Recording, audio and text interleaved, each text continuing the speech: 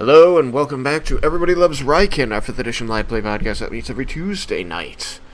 Last week, Vendar and Jebel finally got to work with Vicendrius and produce a very terrifying poison bomb, which, what did you call it, Jacob?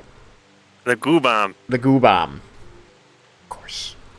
And, and Vicendrius being very fascinated by the particular power source that Jebel was able to tap into, helped him make some very unique potions as well in the time that they had. Excuse me. After that, checked back in with Yukikaze, who got a little bit more information from the library about the Feywild. And then the party met up at the amphitheater square while Mendis finished one last meeting with the Dean Amara, during which she allowed him to keep his professor's robe, which in her own words was against protocol. And then I think the last thing that happened was that the Professor of Conjuration, Evandal Yelden, showed up to give Leah the forks that she had requested, collected payment from Mendis, and then the announcement was made that the transfer to the Feywild was about to happen. The sky turned black with thunderclouds, and it began raining quite heavily on the school, just as they had predicted this morning. They said that there would be a planned rainstorm, and it came just as they planned. And as the rain fell heavily upon the amphitheater, a portal opened up to another world, and through it they could see an amphitheater that looked almost identical, with the exception of the coloration of its stones. And as they stepped into the amphitheater, they were pulled into the Feywild, where they were immediately aware of the change in climate and the change in the coloration, the light, the fact that everybody around them seemed to be freely using magic to keep the rain off, forming these bubbles of water above their heads. It was, and that they had been accompanied by some other people of the university who wished, apparently, to visit the Feywild. As Mendis introduced them to the city-state of Ilvathia, a place he had considered a form of home for a while, some 200 years before, and began leading them off on a quick tour.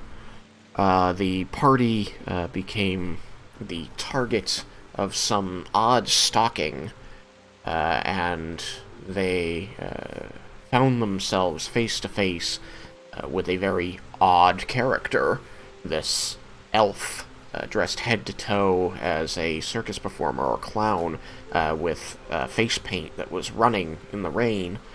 And as Mendis explained that the party should find somewhere to put up for the evening, and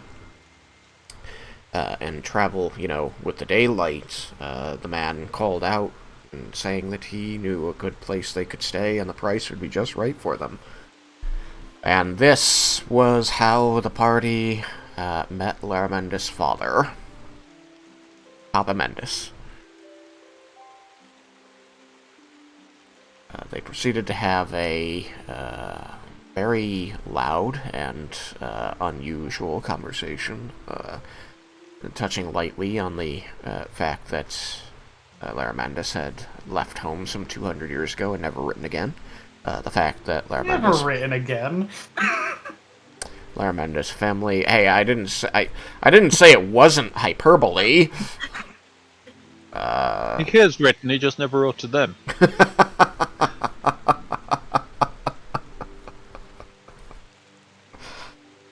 The fact that Lair's family does appear to be a traveling circus in the Feywild. that Lara Mendis himself sold concessions while he lived with them. That the circus has been doing well lately, and even got to perform for a fae, although, unfortunately, they lost one of their number at that time. I believe that was Cousin Rosalina. So yeah. And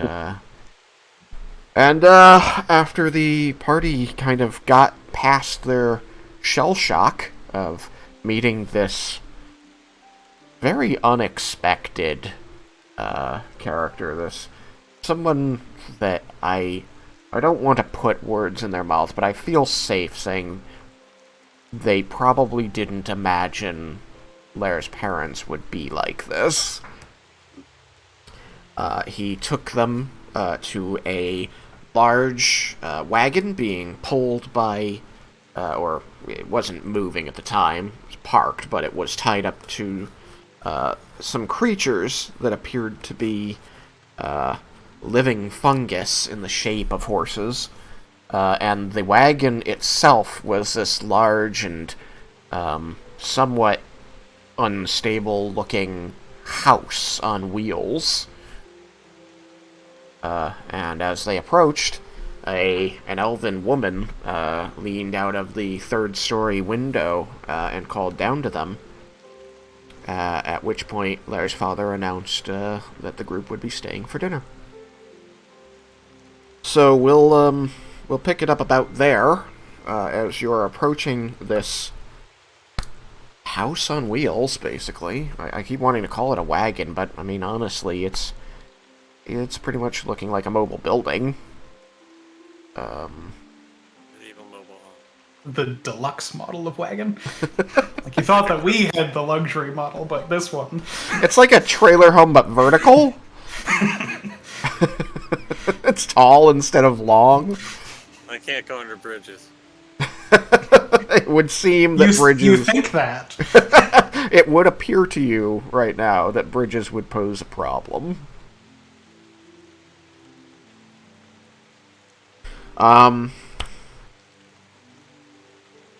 Yeah, so your Mama Mendis is hanging out of the third-story window, waving down.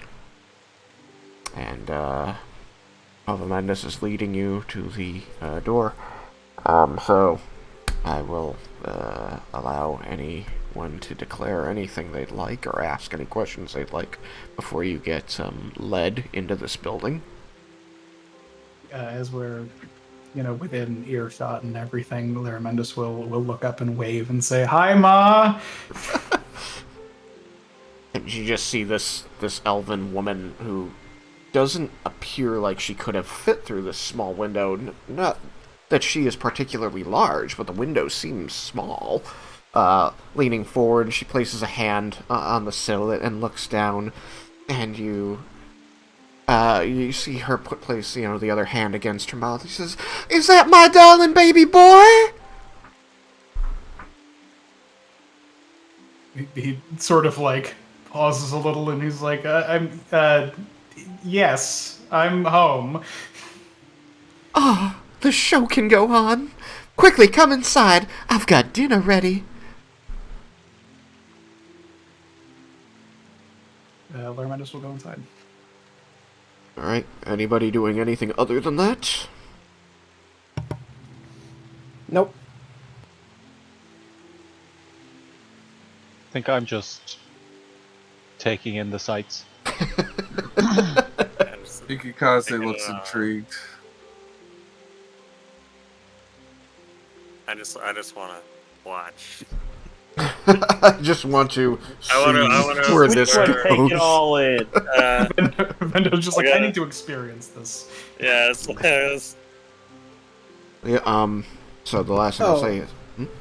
While we're approaching, I probably will be trying to, outline a sketch of what the house looks like, because I expect this is rather unique to someone from the material plane. I mean, that's true. Difficult in a rainstorm. Oh, I had forgotten that. So I mean, I unless guess you've got some kind of parasol or umbrella, rather. One of those shape water feathers they have in Yeah, your just hand. use your Just- wings. I think that would draw too much attention. I guess I'll Or skip it magic. for now and hope for better weather. Or a magic quill.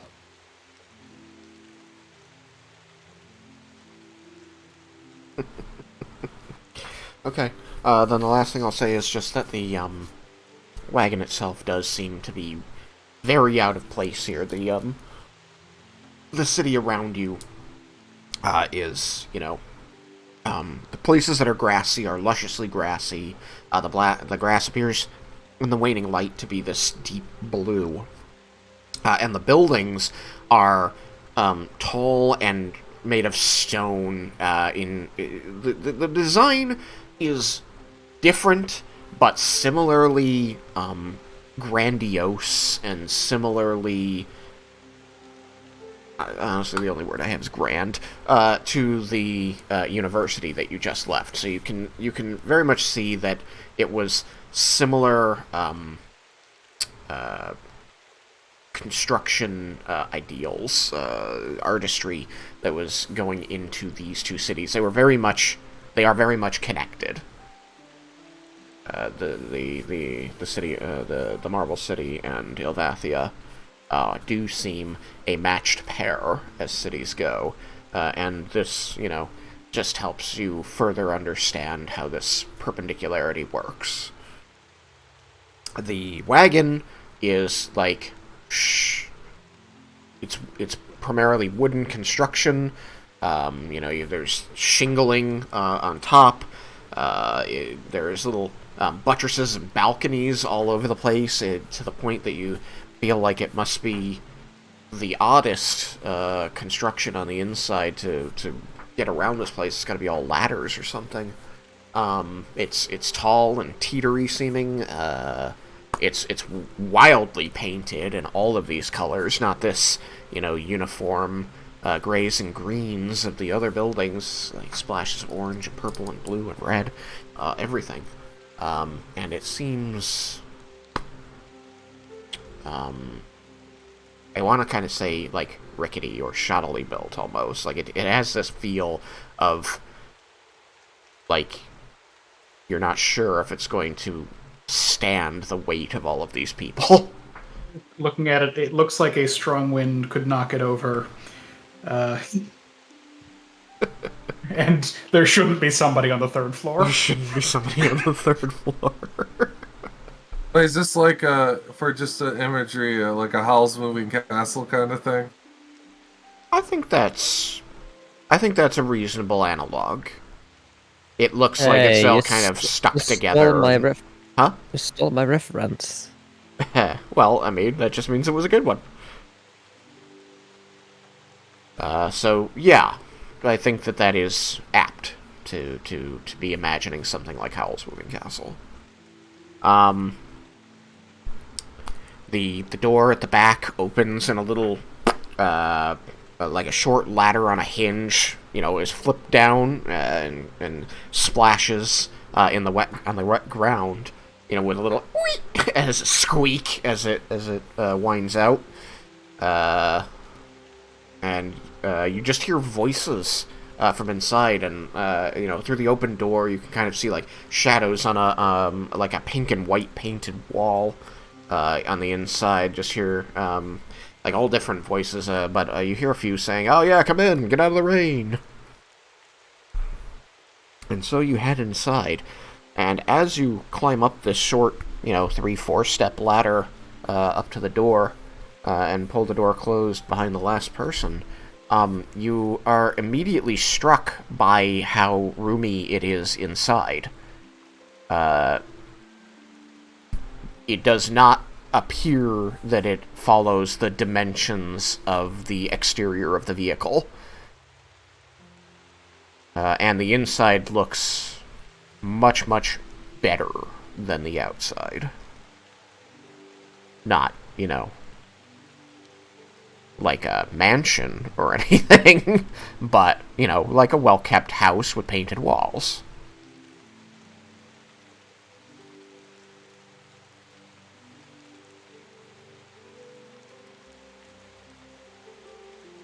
Larmendis makes his way exactly where he needs to go to get to see his mother. Yes. Sorry, just taking care of something that I messed up.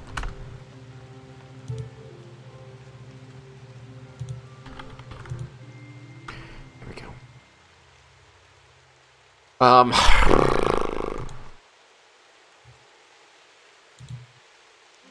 Yes. So, as you enter this house, you are immediately met with what appears to be a mudroom. There is a small sectioned off area that you're in that it's separated from the next part of the house by a lifted floor. It's got an actual stone floor here that you can kick your boots off onto, and you can already see that there's 10 other sets of boots here. 10 other sets or 10 other boots? 10 other sets. Alright, just double checking, make sure I heard you right. Yes. That's a lot of boots. It's a lot of boots. A lot of people. A lot of cousins. Just a whole mess of cousins.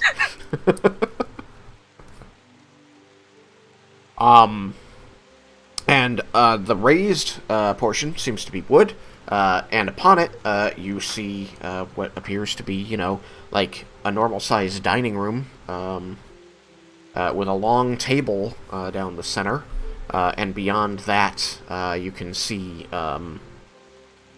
ladders heading up to the next floor against the far wall. At the table, you can see that there are already maybe 8 people seated. All different kinds of people. Men, women, elves, humans, tieflings. Help me out here, Sam. I think that is accurate. Like the only thing that seems to be tying these people together is that they all sort of look. You can see them all performing in a circus. They're all a little showy. They're all very boisterous, having a good time talking with each other. But there are people from everywhere. You're hearing accents that that you would only be hearing in Ebengard.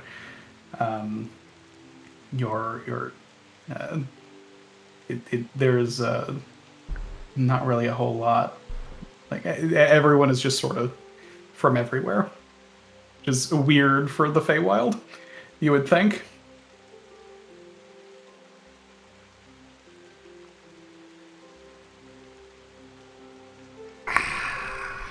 Larmendis will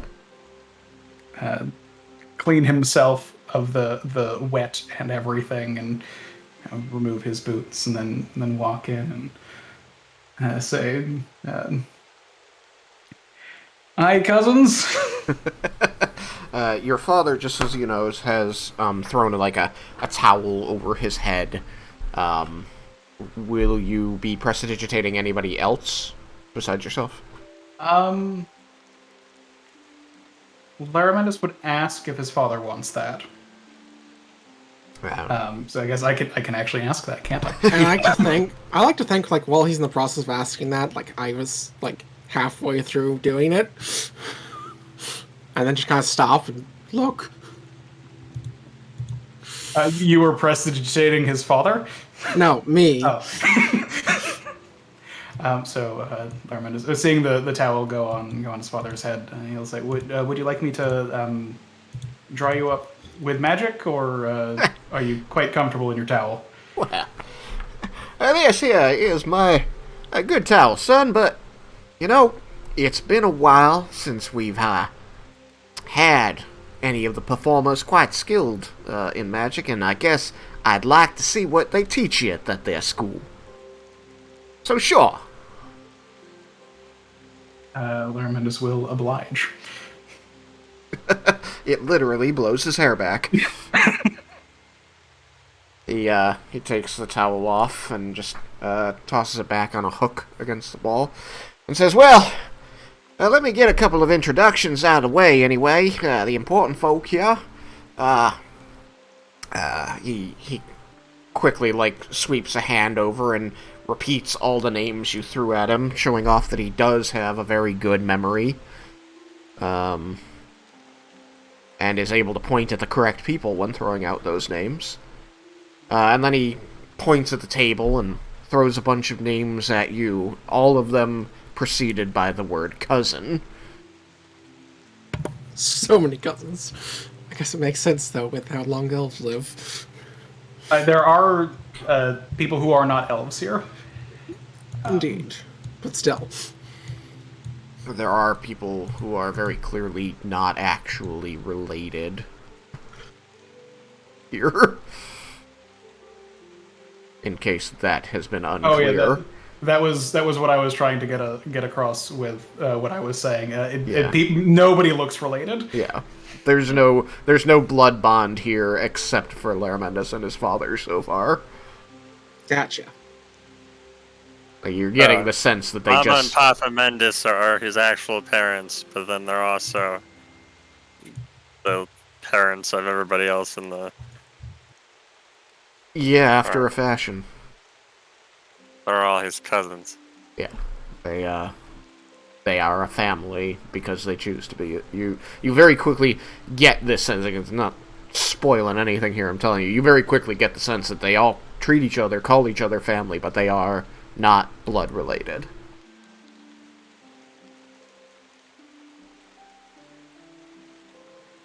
And so after he gets a few introductions out of the way, We'll also say when the towel went on the hook, there was very clearly a face. left on the towel. Just left on it. It looks like he still has pretty much the same amount of makeup on. Oh gosh. But there's also makeup on the towel. Alright, so he quickly runs down some of these names you heard him ranting before. Cousin Selenar, Cousin Alwyn, Cousin Reuven, Cousin Farain, Cousin Selena. Just pointing them out at the table. They all kind of give a wave, and this is when you are being made very aware that they are not, in fact, blood relations. They're sitting, like I said, at this long wooden table, and there's plates at every seat. And he gestures forward and says, please, have a seat at our table. And as you approach the table, you feel like between breaths, or as you blink, more spaces appear. And the room somehow doesn't feel any more crowded. The table doesn't seem any more crowded than it had. More spaces appear, more chairs appear. The table seems to just be the right length for all of you to sit comfortably, and the room doesn't feel any more crowded, so perhaps it lengthened too.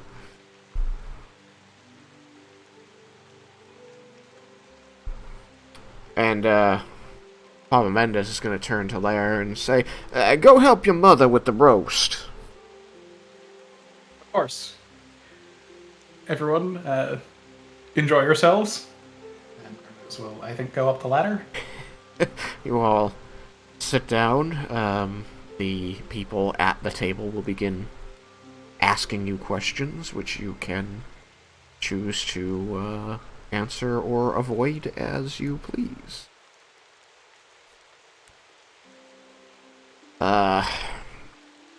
Up the ladder, you do find the kitchen area. It smells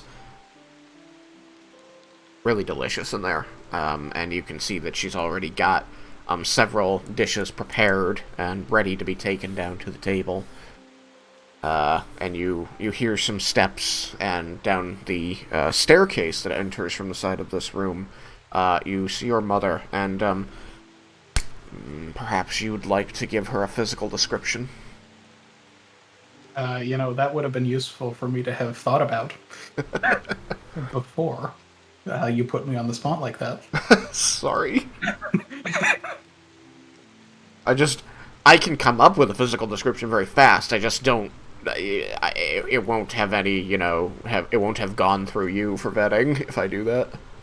I think the only thing in my mind, she's on the plumper side. Okay. All right. And there's probably a fair bit of gray in her hair. But Okay. What was her hair originally? Is she where you get the black, or is she a different color? yeah, I think she had black hair. Is she in clown makeup? She is not. It gets in the food. Just can't be cooking when that's happening. Like steam, it's unfortunate. She seems to have cleaned up since the last show, unlike your father. So you're only half clown. Right now. Tell me just about the condition of the clothing she would wear when she's not on the show. Is she still wearing the clothing from the show? Is she the kind of person who has another set of outfits? Are those outfits, more fine? Are they, regular, like, moderate income kind of person? Or does she just have comfortable clothing that are clearly worn?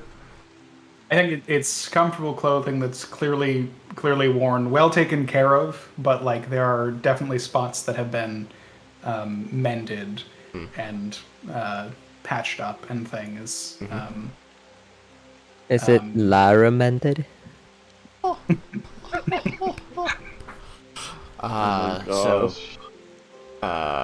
comfortable and worn. Would this be like perhaps like a robe to go over some lighter clothing, like a nightgown or like a bathrobe kind of a thing, a dressing robe, I guess is what I'm looking for, or would it be more day clothing? I think it's just day clothing. Okay. Yuki Akase has something to ask while they're at the table, and Blair's up and about. Okay. When you're available. I think this moment is fine. I don't want it to get forgotten, and I will forget going through this scene. So please, ask your question. So, cousins. There's 2 key points we need to cover right now. They all look at you. Cousins. Lair Mendis' most embarrassing moment, and what was his show that he did while he was here? They give you 4 different stories. One of them involves someone juggling foods and ensuring that it goes down the back of Lair's shirt while he was selling concessions. And they were both cold and liquidy.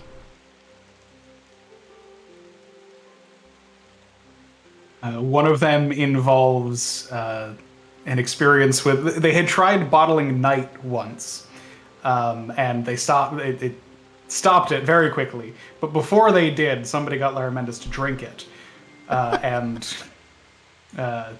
honestly, he's one of the reasons why they don't sell it anymore. Okay.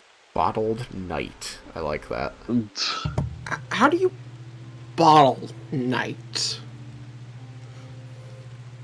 I understand that this is your first time in the Feywild. You're going to learn a lot of things. The cousin who For had the record, said that's an in-character question. I also have a question. Is this night with a K or without? Oh, without. So the way the exact technique, we kind of sold to a Fae and no longer know. It was too dangerous, and they seemed to like it, and got a lot of money for it. But we think that it was similar to what the we more did confusion goes Starlight. across Cyrus's face. Sold the night? Real quick, is this actually Lair Mendis talking or what? No. this He's is- this playing is- one of the cousins. Okay. Yeah, this is one of the cousins, the one who had mentioned the bottled night.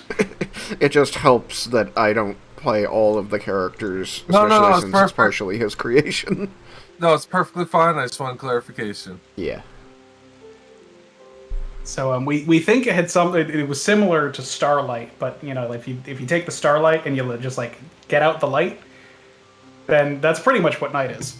So we think that's how we did it. And I gotta be honest, I've been here 14 years, and I still don't know how they accomplish all the things they do in this weird-ass place. Okay, that just leads me to the next question. How do you bottle Starlight? The same way you bottle night, but a little bit trickier. Well, it's sort of like Moonlight. I can Honestly, take you over to Moonlight's the easiest one to bottle. There's so much of it. It's everywhere. Well, like people, people think that it's the sunlight. That's the easiest one because like it's just shining down all the time. But it's real harsh, that stuff. And there are those who say that it is just sunlight, just done reflected or something. I don't know. I mean, we do use mirrors for all of it. Like they're integral to the process. It's true. But I can take you up to Expensive mirrors. the still if you want. It's on the roof. If we have time for that, I'd love to see it. They say Papa Mendis built it himself. Can you bottle sunlight? Did anyone ask? Too dangerous. It'll burn Well, your hand off. I mean, look, if you're careful with it, with an ice cube and everything. If you're careful with it, it'll only burn your hand off. Look, that one still sells, okay? There are people who enjoy it. It's not worth the risk. I told Papa Mendis this. Tieflings love it. he like turns to a tiefling cousin and just says, "There's no accounting for taste."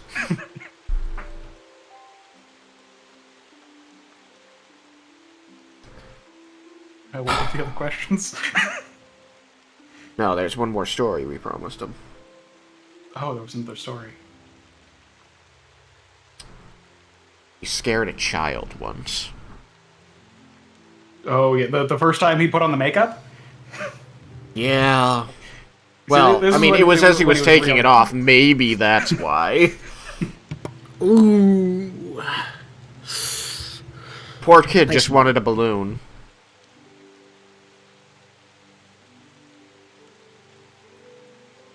So the child had been lost, like getting lost in the circus. It happens. The family stepped away to get, You're corn dog never or something. lost when you're at the circus, because you're always right where the fun is. The customers don't always think that way, though. Once they're after the third time they come back, then they really understand that no matter where they are, that's By where the they are. third time they've come back, they've found the kid they lost, okay? It's fine. I mean, usually. As they say, usually they like gesture with their thumb over their shoulder at one of the other cousins. Look, that's a win-win. You fit right in here, Reuven. It's just like, wait, that's what happened? Looks just absolutely shocked and hurt, and then after a moment of that, breaks into a smile.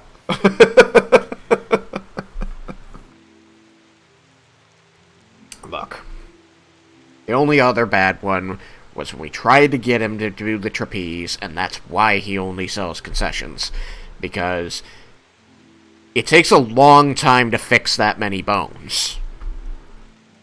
He fell on the audience. Yeah, that didn't go well for us. That was not a good So whose bones time. did he break? I His told or him the he needed the audience? chalk. Probably both.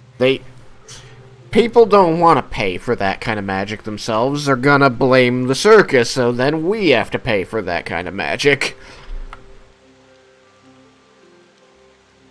So he sells concessions.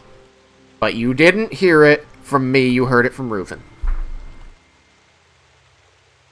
Reuben again looks absolutely hurt.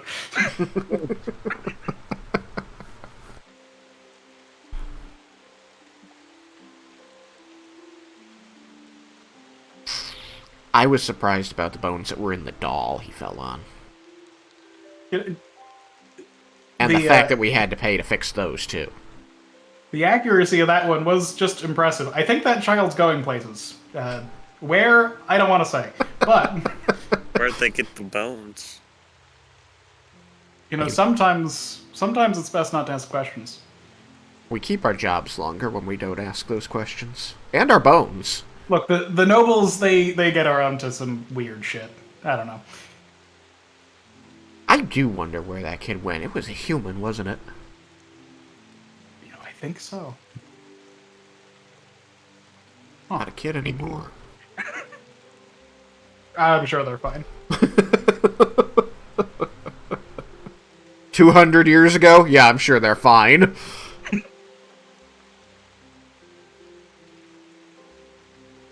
Any other fun questions?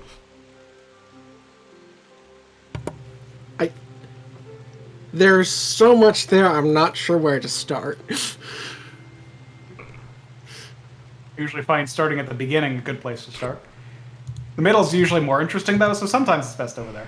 I want to Some know stuff how in the you middle. all found our cousin. Ooh. Well, from what I was told, they crashed. No, not a you ship- then. I want somebody who was there.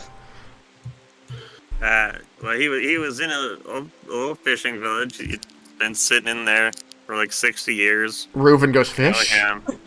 Reuben looks actually hurt this time. Like it does not appear to be kidding. Like, what? Told me he got to spend so much time with fish. So, I- and we showed up on the Honestly, boat, don't and remember that too much about what happened that day. we showed up on a boat after getting back from Arcosia, and we crushed the poor guy's fishing boat. You crashed into a fishing boat? Lara Mendis had a We fishing did. boat? Lara Mendis It would wasn't have a Never met fishing this boat. It wasn't was Lara Mendis' just some fishing boat. lad's It was boat. just it was just some fishing boat. And we accidentally crushed it, and he was like, "Oh, my livelihood!" So we gave him like a plat. We No. none of us really Gold. knew how to There was drive a gold. boat. Yeah, no, we were all just flattering. None of us been on a boat before. I was allowed to steer it for a little bit. I was on a boat once. It was a good time. Anyway, Oh, and then while we were in the village, we met Lara Mendis there, and he started telling us about Bala and all these old stories and stuff. Who's Bala? Is that another girlfriend? Bala's a big old dragon. That's not the one that had the boat. she's one of the children of Tiamat. So she has a big boat. Tiamat, the evil dragon? Yes. Yeah. Why?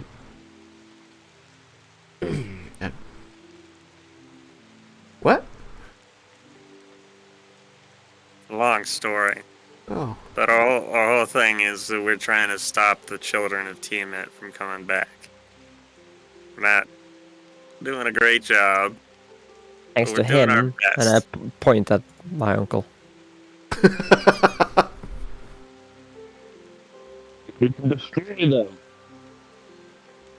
At what cost? This may not be the place for that argument again. Well, Yes, anyway. now we're here because we need to find my dad that has been taken by my friend for an unknown reason,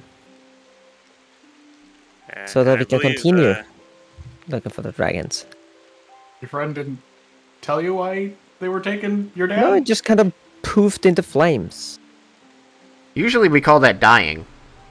Yeah. Well, there was leaves Oh. involved, and he seemed kind of happy about it. It was, A it good was like death. an archfey that came and took him into the Feywild. What? It's Like it's all an the cousins are now archface exchanging very serious looks. magic. It's an archface magic. It's weird. Yeah, Sounds like your dad died, and it does sound like your dad died, and you should move on with your life. No, I know he's here.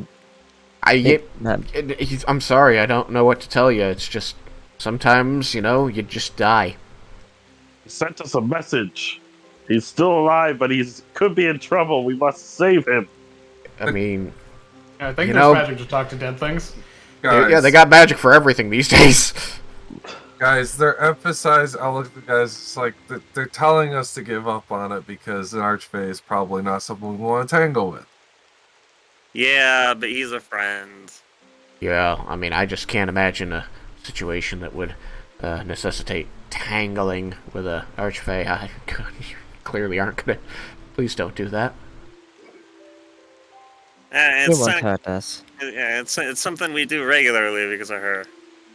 Point at Leah. The archfae's her turns to patron. you and says, like whispers, like a stage whisper. I think you should find a different friend. I don't think the trial's worth it.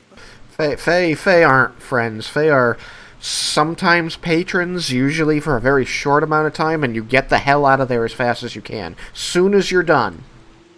Don't ask questions, you don't take payment. Still better than a Better previous than the patron. Fiend, yeah.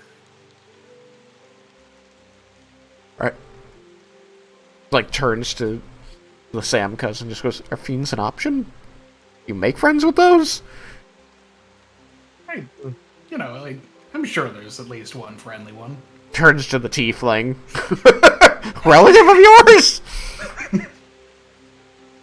More like trickery. Very deceiving. I base most of my best friendships on lies. You must not be happy with Mendis's path then. I don't think she gets my sarcasm. That was sarcasm? Now she gets it. I think you need to work on your sarcasm. You shouldn't base your friendships on lies. No, you shouldn't be so rude. I have not been rude. Must have been rude. Jebel just now whistling, just trying to look everywhere else. Alwyn? Was I rude? About saying that the father's dead? Taken by an archfey? I mean, like, I suppose Cousin Rosalina might still be, you know, alive, but She's dead too. she's not going anywhere.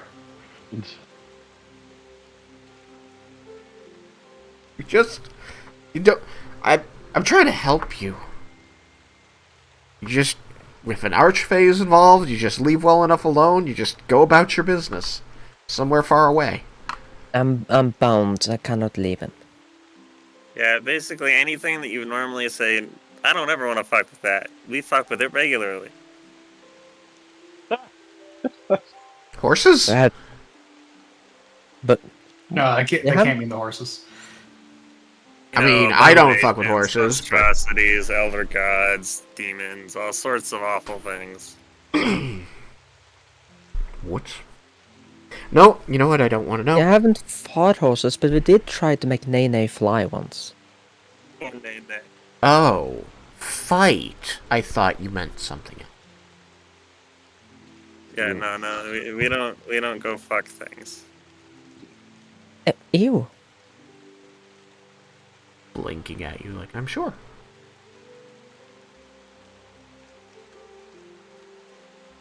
I mean, Wendar might. I mean, sometimes. Now he's interested. Depends on the thing. Depends on the person. Leah heftily tries to hide a blush. And a giggle. This is definitely table talk. What does he fuck? What doesn't he fuck? Whoa. One of the cousins raised a glass like you're here.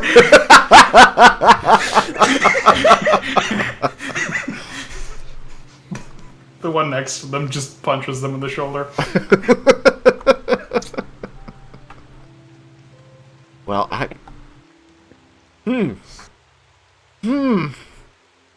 I must say, I don't think that I saw this particular turn of events in my crystal ball. You crashed a boat and destroyed a fishing vessel in a village, and this is where Lara was living. And I believe why he ended up journeying with us was he was going to introduce us to Nalia, his girlfriend. He's got a girlfriend? Yeah, he does. Turns to the cousin across the table. He's got a girlfriend! That one, looks sad and reaches into their pocket. The other one's just holding their hand across the table, wiggling their fingers very quickly. Pulls out 2 platinum pieces. Snatches them from him, hands one to somebody else. Goes, yes!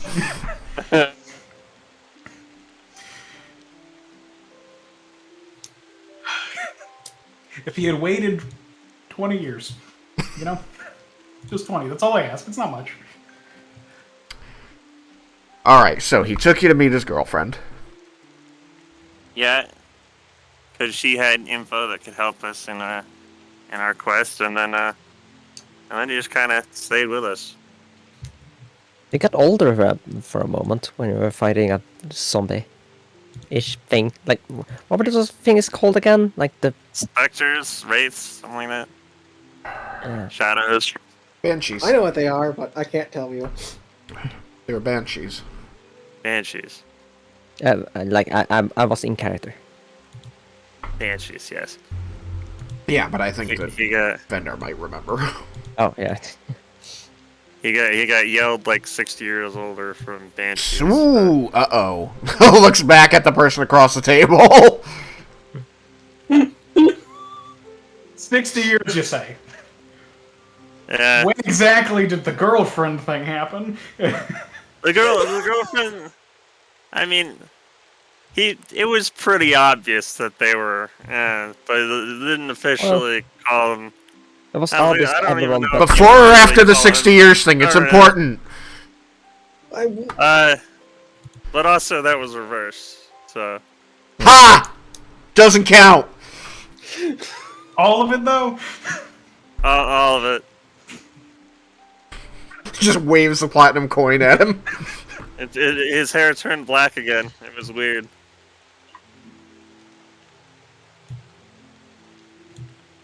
He So- got 6 years older and his hair went black. You sank a boat, heard a story about a dragon, met his girlfriend, Fought a banshee. fought a banshee. And we killed a super necromancer, and then we went and we fought a lich, and then we A killed some purple super necromancer? worms. What's a super necromancer? It was just like got a really hate. powerful necromancer. Yeah, Oh, he was Kate. like trying. He was trying to sacrifice a gold dragon to bring Vecna into the world or something. he wasn't trying. He was pretty much succeeding. But we I stopped mean, them he had afterwards. sacrificed her, and Yeah, and we brought her back to life, and then she ate him. yeah. And First and class. we prevented him from summoning. Wait, what's the undead one? Orcus. Is it Vecna? Orcus, that's what it is. We prevented him from bringing Orcus into the world. Pa should hire you guys on as storytellers. You'd make a killing. We've had a lot of interesting adventures. And then after that, we went and found an old ancient legendary city that had a lich in it and killed her. Wait, don't Well, forget about city. the city with the spider thing. You I know, thought the you city where wanted to they. forget that part. Yeah, because you Oh. ate the children. Right? Yes, the towns. It was some sort of abomination. That I never didn't eat any of the happened. meat. It never happened. Yeah, no, I don't know what you're It talking never about. We happened. didn't eat children. There were no children being eaten by us. I'm gonna stab you if you don't shut up. There was a We did fight off that thing, and Bruno died there. You know, it wasn't There important to was- stop. that town. I miss Bruno. There was that like abomination, eldritch abomination that was controlling everybody and eating children. And then we ran into the unicorn that was trying to protect the children that were being eaten by the village. I like the unicorn. Yeah, that part was nice. Was it the last unicorn? What? It was a unicorn. How many are there? That's how we met Jebel. Yeah, He spoke to the unicorn, then he brought the children back as a bear. It is. We ran into Jubble right at that town. That one's Jebel? The little one, the little gnome. He's a really tall gnome. Are you tall now? Is he still increased the size to like 5 feet or whatever? No, because that wears off. Oh, you're not tall anymore. No, But that was in The swamp. I thought you Swamp. could cast it at will or something, though. I can, but it's still like. Let me see. It has a. Is it first? No, I don't know. It's second. Up to an hour. Yeah. I figured you just kept, It casting kept it. making Yeah, Oh, himself set it tall. on. I was under the same impression. You like being big. I mean, if he's not recasting it, he's not recasting it. It is funny though, because I also thought you would be keeping the height. Interesting being a question about medium that creature. though. He cannot he cannot recast it when he's asleep. Right. So during the night, where in his body would the shrinking center? Would Come on. shrink in the middle or the You bottom? really want me to answer that question? I'm curious if he wakes up under his covers at night. Yeah, probably. Like, Probably he just shrinks centers down to around the his middle feet. of his body. I think around the belly button area is the most reasonable. The belly button, yeah. It's shrink from the feet up, so it's It just compresses yeah. Just like squished down. both ends. Yeah, I guess feet actually would make sense because if he's standing upright and he centers in the belly, wouldn't that just make him pop up in the air? I mean, gravity's still a factor here. So, like, even if he's shrinking from both ends when he's standing, he's not gonna pop up in the air. He just shrinks, as though it's just from his head, because of gravity. The laying down thing only matters because his body is more evenly distributed. It would just be the heaviest thing, holding him down. So, honestly, probably either his ass or his head is what's stationary. Hmm.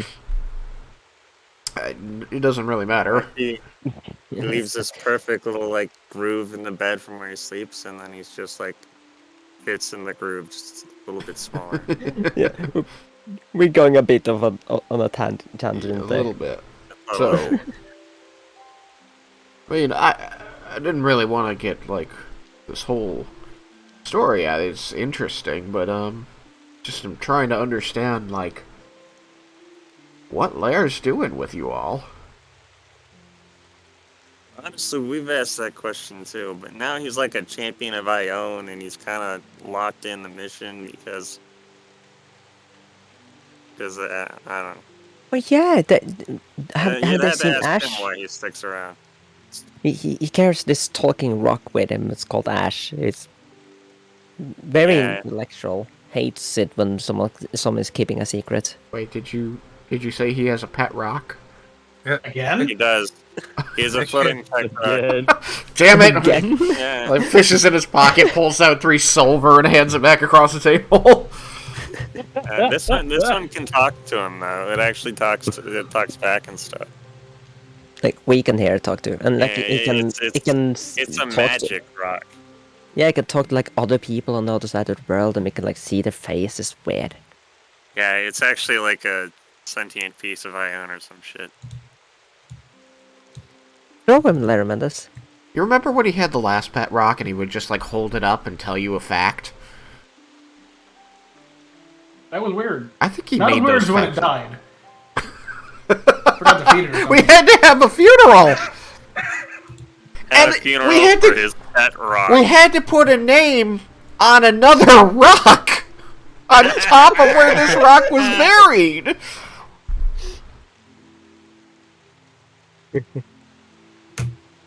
You went away, we had to find a rock that looked like the other rock. You wouldn't notice.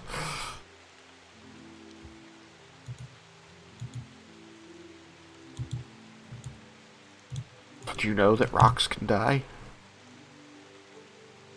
I didn't, but I do now. I didn't know rocks needed to be fed. I heard they can make a good soup. rock soup. That was a stew. Alright. Well, fortunes have been won and lost at this dinner party. We still haven't shown Ash. Laramendis isn't here. Oh, he isn't. No, Where is he? Laraminus is upstairs. I interrupted his scene with his mother so that we could deal with you guys talking to the family. Yeah.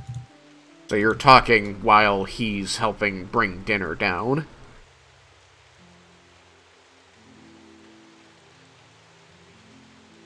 Out of curiosity, you don't have tensors, do you?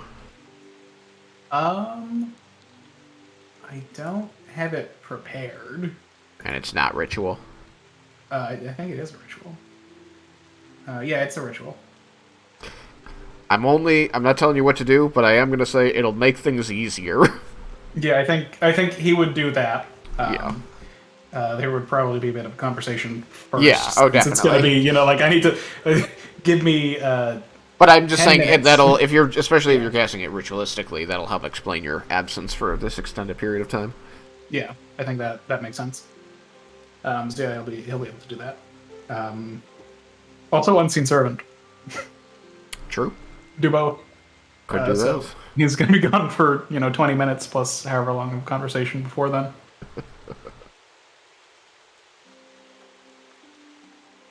Well,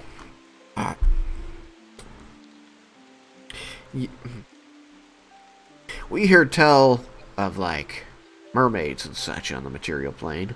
You're from there, right? Yeah. So? I've never met a mermaid. I have not met a mermaid. What would you There fucking was this water nymph creature, though. water We nymph? did. It was like a creature that was made out of living water, and it did not like us. It mostly did like me. I mean, it was not happy with us either after the trees told them. Yeah, it was a. The trees outed you? Yeah. It wasn't particularly happy with us, but we talked it down. I talked it down. Boom. Druid talked it down. What's a druid? He talks to plants and shit. And animals. You have a pet rock, too?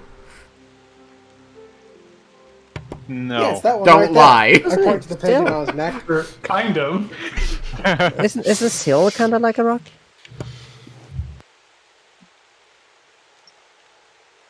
I mean, still is a rock he can talk to, but I think it's more like a communication stone too still. I need Yes. to run to give my cat her medication.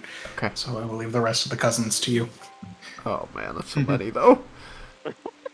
More are, like, slowly appearing at the table, at the spaces that were empty already. And, just sort of greeting you, introducing themselves, by, names. Many of them seem like they are people from the material plane. I have a pet ferret. I'll show them Squeakers. I want to see it. This is Lord Squeakers the Second. My liege. And he, like, He's a duke. mocks a bow at the table before reaching over for it. And Squeakers Squeakers loves it. He gives it a little kiss.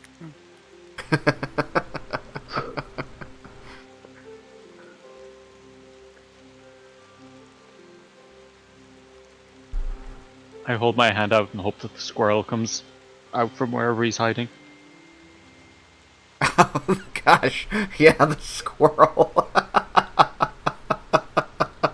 You hold your hand out and you wait. You wait a moment. It seems like nothing's gonna happen. And then you just, like, feel this little pop. And there's suddenly, like, a little extra roominess around the collar of your shirt as the thing, like, scampers down your arm and clearly all of its fur is ruffled. Starts, like, preening itself, trying to mat the fur back down. Wow. You've all got little animals, haven't you? I feel like I should summon a familiar just to join the animal party. Nah. It's crowded enough in here as it is. Is there space on the Uh, table in front of me? Are you serious? There is a plate in front of you with, enough room for your elbows so that you can eat. So, yeah. Alright, I kind of lean to the side and I put a hand on the back of the chair. And I summon my raven so that he's just sitting on the back of the chair. It's this puff of magic as Skith appears. And he caws loudly, and the whole table kind of shudders. Says, "Wow, you'd be great in their show. You can conjure animals out of nowhere. People love that sort of stuff." Well, he's actually,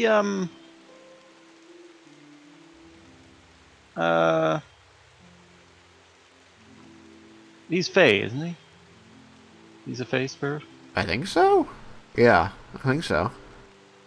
Sounds Yeah, right. so he's actually a Fey spirit. Oh. I But expect he looks to like show a raven that is in fact as tall as him, yes. Yeah. Yeah. It's very large corvid on the back of his chair now that he's leaning out to give room to. The thing is like looking over the table and eyeballs you, and it says in your mind, "Why am I here?" Is there food on the table in front of me? Not currently, no. I respond. Do you want something to eat? Well, yes, but Oh. it's still strange. Who are these people? Have you met Lara Mendis? Yes. This is his family. No, they're not. Apparently. Well, Look, I don't keep track of a lot of things about you mortals, but I know that you all look the same when you have the same blood. Yeah, it's a family, but like an adopted family. Like they're all part of this circus together. get And out they of all my get head, together. Vendar! How is he speaking to me? Right, I forgot that was all telepath. Get out of my Get out head, of my head. Vendar. How fucking high is your perception? I can hear your thoughts. I kind of want to just leave that canon. You have this weird moment of him talking to your bird in your head. Just look over at me. I'm looking at you. Right. It's a parrot. My head, Vendar. Yeah, that's the other reason I want to know why I'm here. I don't usually get locked in this form when I'm in the Feywild. You have imprisoned me in my home. That's weird. Why would you do this? If I dismiss you, will you go back to your normal form? I will go back home. Yes. Which is here. Yes, but not on this exact spot. Do you want me to come here and visit you in my true form? I can send you back and you can just relax. Okay, so, do you want me at this dinner for some particular important reason, Master? No. I'll send you back and you Thank you. can take it easy. Sorry about that. And I dismiss him. The bird disappears in a puff of smoke and feathers. And I kind of turn back and well, he was not happy about that at all. I think you just told me that you're commanding a Fey. He helps me. Yeah. I'm not versed in magic, but I know that the Fae run free here, and it can be real dangerous. Is that why they call it the Fey Wild? They call it the Fae Wild because it's not exactly a static kind of place. You know, like back on the material plane, the only thing that really changes how the land looks or where a mountain is time, right? The elements, waterfall, an earthquake, right? Those kinds of things.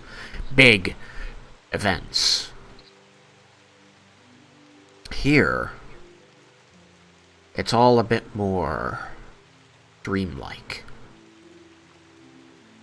Things can just sort of change, usually because a Fae wills it. Could move a mountain, could move a whole forest or a lake, could disappear a valley so that it was never there.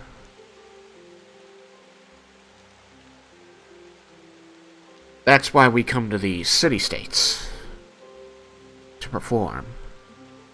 More stable here.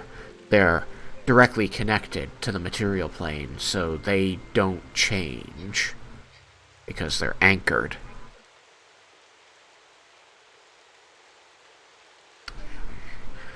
Sorry, you understood what I meant, right?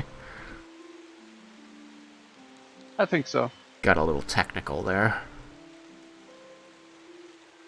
It's been a long time since I've been back to the material plane.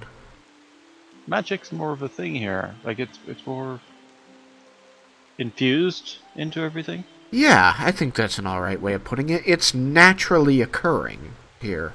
Everywhere you look, every breath you take, there's magic in it. It's... And I turn and I just look at Cyrus and I go, "How are you feeling?" Normal? Well, you let us know if you stop feeling normal. I wouldn't want you to explode. Yeah, that would be. Your friend That would explodes be a in the cause presence for of concern. magic? Yeah, No, they have it twisted. You do understand this would be more likely to affect Lara Mendis than myself, right? No. Don't you absorb magic from the air? No, that's what he does. I don't Mendis understand. learned how to explode in the presence of magic? Doesn't seem You don't use smart to learn magic at the to be university. No, but I bet it would sell tickets. Oh, yeah. Bet you Can he 2 do plat it we can on get him to command? explode in a show. I was talking at the same time as you. I didn't hear what you said. Bet you 2 plat we can get him to explode at a show. So after that, can he do it on command? Ooh, good question. So my question is, who are we talking about exploding? Me or Lara Mendis? Lara Mendis. All right, They say it at the same time. I don't know if he can do it at all, but if he can, he probably could do it on command. Whose command though? You could explode him on someone else's command. I mean, that's Well, I mean, yeah, that'd be funny. that's easy. That's just called a fireball. Fire what? Fireball.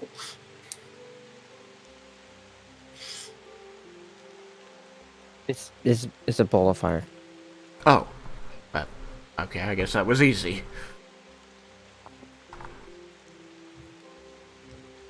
I don't know how to make a ball of fire. Make a torch. I used to know, but then I changed Patron and now I can't do it anymore. I can set a ball on Yeah, fire. you used to know you lit your dad on fire once. It was an accident. It was a Doesn't mean you hailstorm. I didn't- didn't see him. You still did it. Why do customers give you spells? No, it's n Nah, never mind. I wish somebody paid me in spells. No, I don't. I can't use spells to get food. I'm glad they pay me in money. I hold up a finger as like if I'm about to correct him on that point, but then I go like, probably better he doesn't know. So wait, why do you have customers that pay you in spells?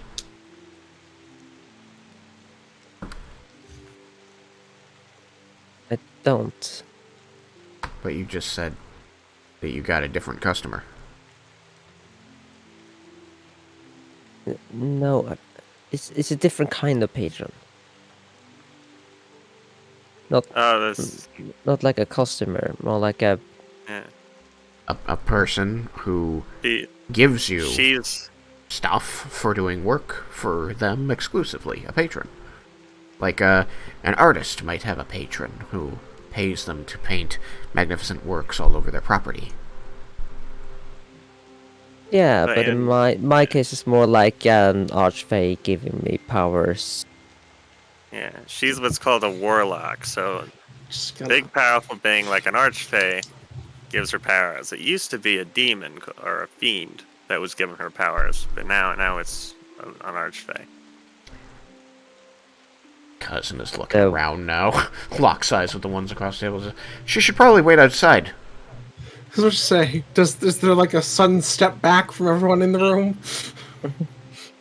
This is the one I mentioned that took, like, borrowed my dad. She should definitely wait outside, right? Right? It's fine. He If- used if he your used to be a boss- yeah, like he's a protector. He's a good kind. If your boss stole your dad from you, what's he gonna do to us? Nothing. You like he needed my dad for something. It's not bad. It's a fae. Yeah. Now we're hearing you might explode because of him. What? No, that's no. Tyrus that might explode. Magic's magic. That's not. He No, might explode magic is because of definitely dragons. not magic. Very different kinds of magic. If he can take your dad, why can't he make you explode? It's not his forte. Like it's But if it different kind of was, magic.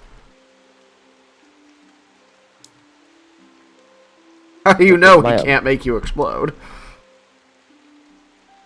It's just not what he does. It's not in his nature. What if he makes us explode? He won't. Don't piss him off. Fuck, So if he's pissed off, he might make us explode. Like, I don't know. I don't even know if I've ever talked to the dude. if you want to stop asking those stupid questions, I'm gonna make him cause you to explode. So, waiting outside, yeah?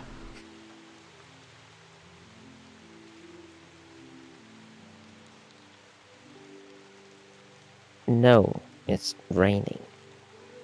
Yeah.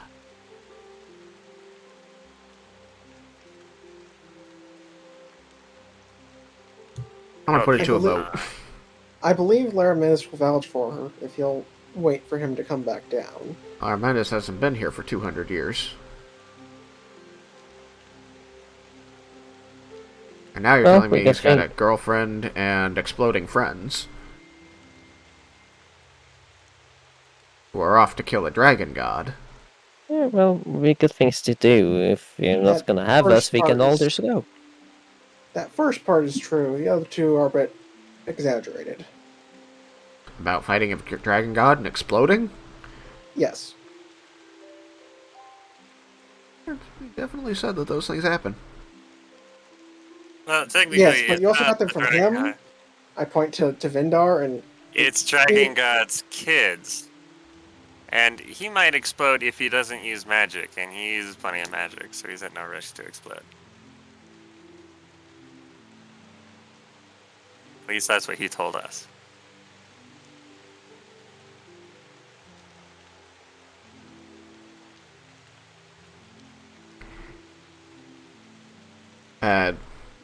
Papa Mendis has been just sort of sitting at his end of the table, listening to all of this conversation going on, with a just very serious look on his face the entire time, not joining in.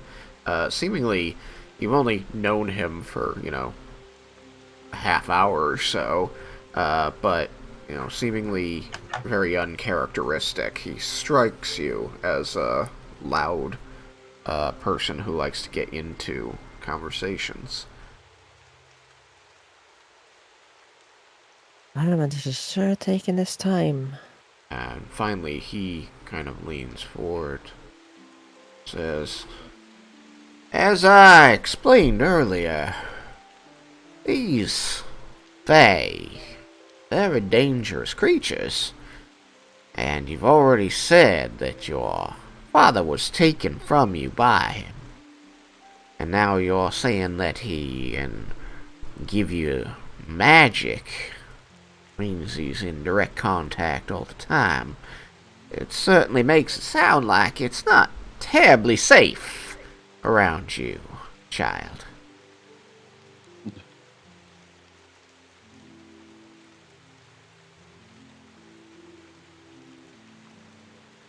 Safe for those I trust. I I imagine you will trusted your attest- father.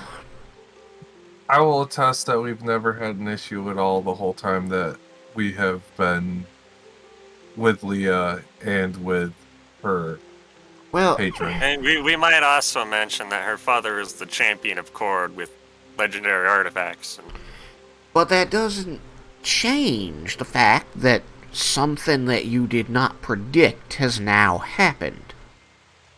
Because of this Fae. Which is, as I will remind you, how Fae do. So to say... I like to think that it's more likely because of my father.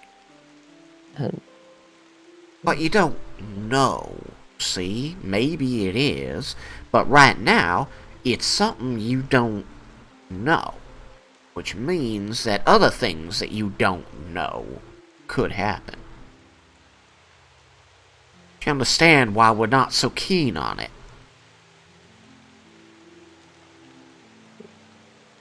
it's full of unpredictability. If you always knew what was going to happen, it wouldn't be fun. I don't think that's the point. I don't think you're taking this quite seriously enough. I'm trying to tell you that we don't like that unpredictability, and you're bringing it here. You brought us here. We didn't ask to come here.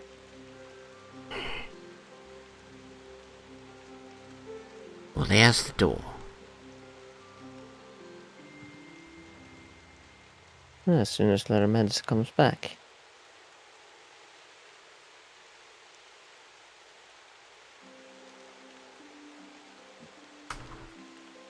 We are not leaving anyone behind. Unless it's him, you can have him. Point at Tatsuya. Hey.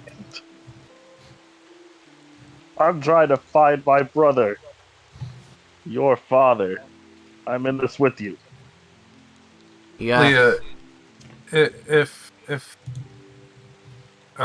Leah's unwelcome, then I will be leaving also with her if you choose to leave.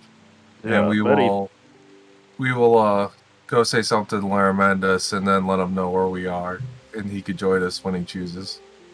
If anything, I'd rather continue searching for my brother. This is just another stop that's going to take more time. Where is your brother? Somewhere here in the Feywild. You're gonna traipse through the Feywild? I'm sure Laramendis will send him a sending and ask him where he's at. No, when we're in the same plane, there are magic we can use. I'll journey to the far corners to find my brother. Some way to find him. We have a lot of magic.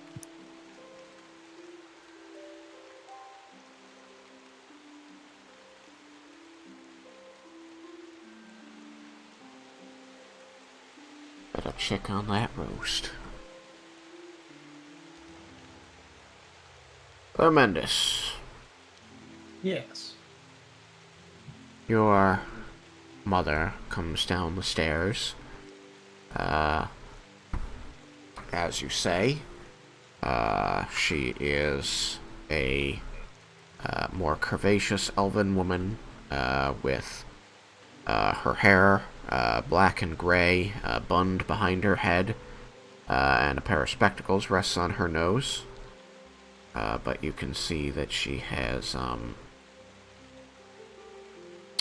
there's a bit of flush to her face as she steps in, and you can see that a tear comes to the edge of her eyes as she spots you. Says, "My precious baby boy." Lara Mendis will go and hug her and say, Pa said you might want some help with moving some of the food. I think he just wanted you to say hello to me, but I certainly wouldn't mind the help.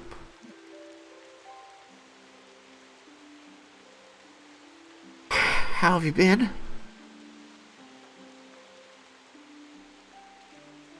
I've been well. Getting good grades in school? Well, I left my position teaching at the university about 80 years ago. Did a bit of traveling, and then had settled down in a country called Bromdor for a good long while after that. Settle down. Not like that. Retired. No kids? No. Well, who'd you settle down with? For most of that time, I was just it was just me. Oh, but not for all of the time. I suppose that might have changed fairly recently. A close friend of mine through the years, from my time at the university to now, but events have required me to continue traveling around a bit or going back. And how was the wedding? Not at that stage yet. Oh, thank Corellin. I'll help you plan it. I mean, I think that she should be involved in We'll catch her up.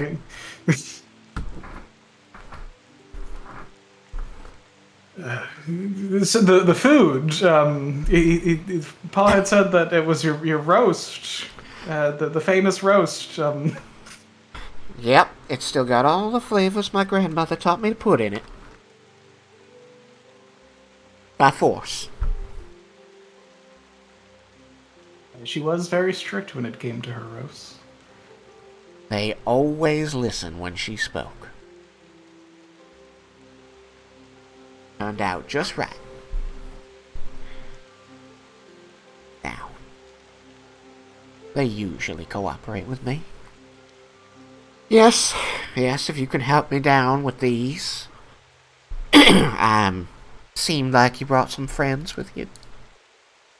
Yes, they've been traveling with me for, out of character, 3-4 months now. It's definitely 3 or 4. Okay.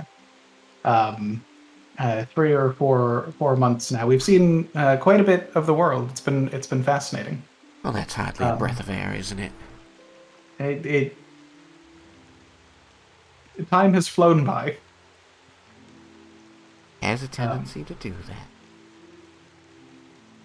But why don't I cast some magic to help us with bringing down the food? There's a few spells. It'll take me about 20 minutes. And while I'm doing that, you can tell me about everything that's happened while I've been gone. Who are the new cousins?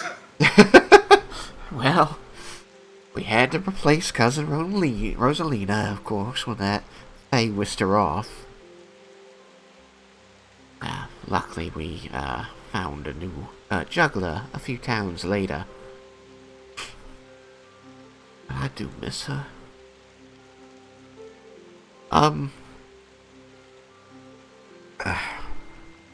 the juggler's actually from the material plane. I think his name was, I thought it was so hard to pronounce. It was, Haramva, something like that. Yalva.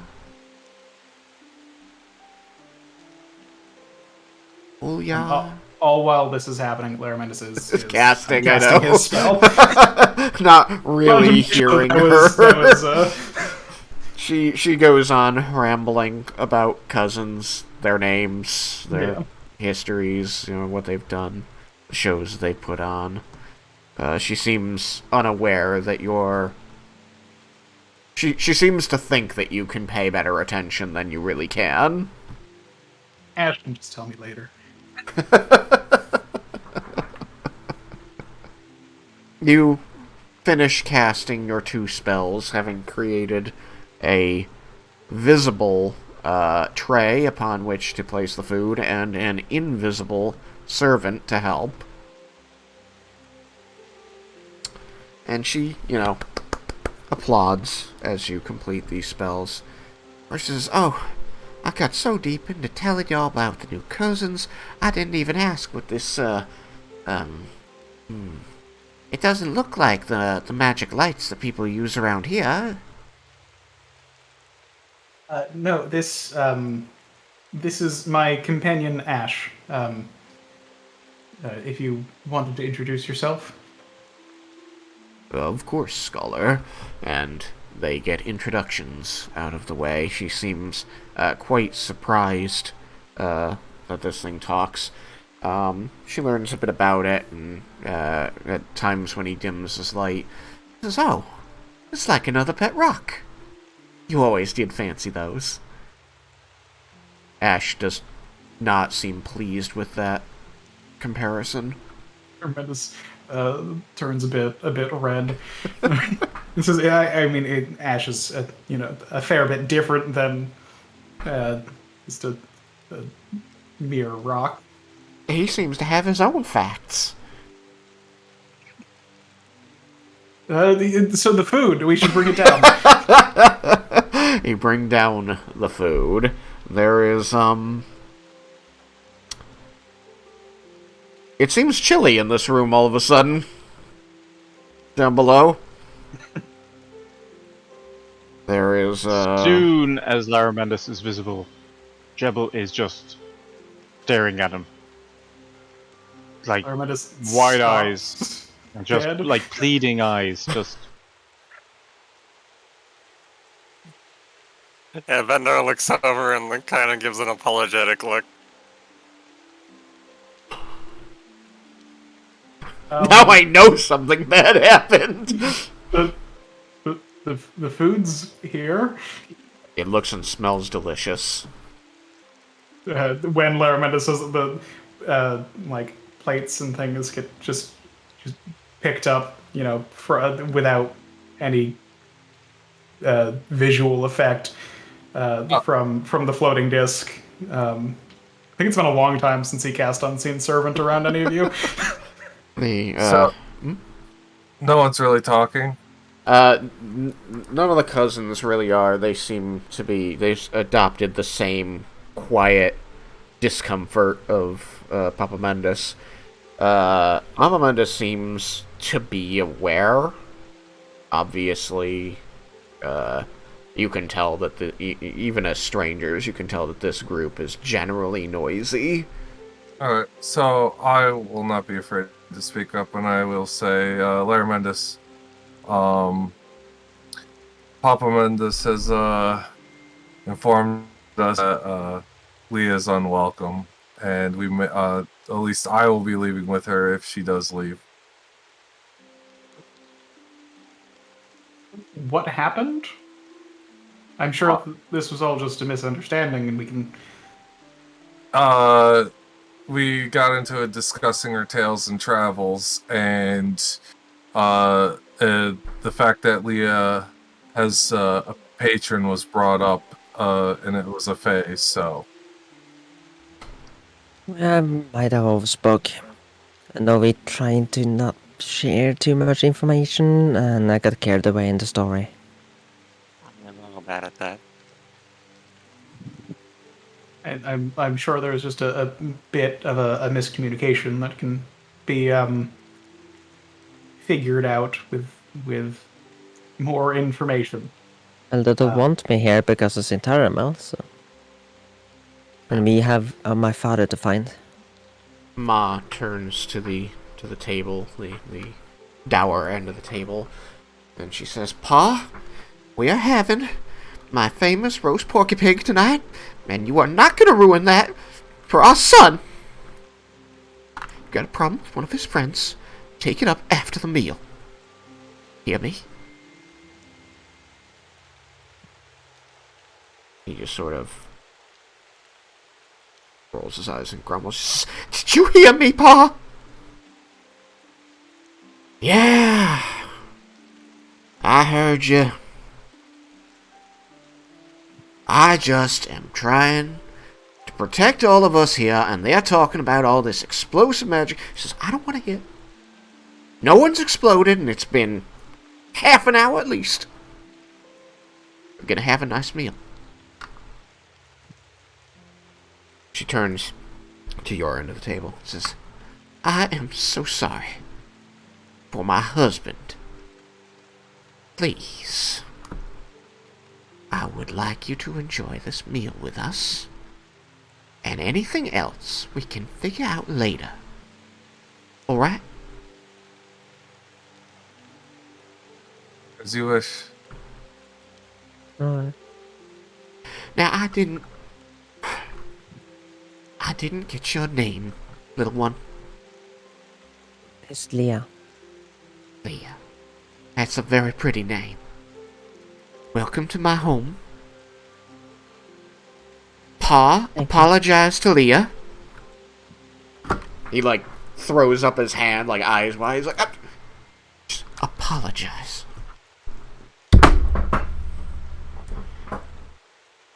I'm sorry I was cruel before dinner.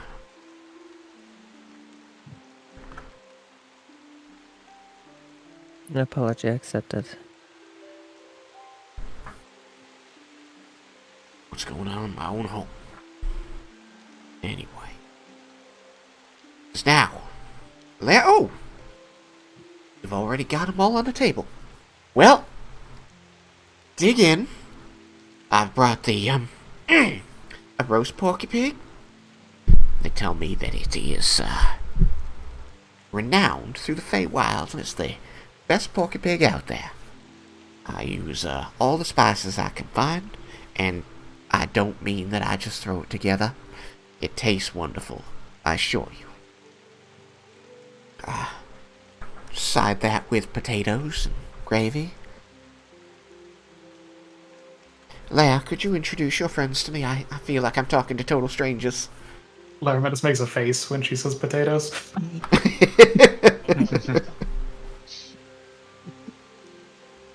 Of course. He will go down the list of everyone, introducing them. Things are definitely still a bit uneasy as this all starts off, but after the introductions, Ma sets down, and people begin helping themselves to food, and after the first few minutes of quiet clinking of flatware against plates and such, the terrible noises that certain foods make when you scoop them, people do start talking. The cousins start ribbing each other about things again, and very quickly this seems to return to what it was when you first entered. Yeah, Leah's gonna stay quiet during it.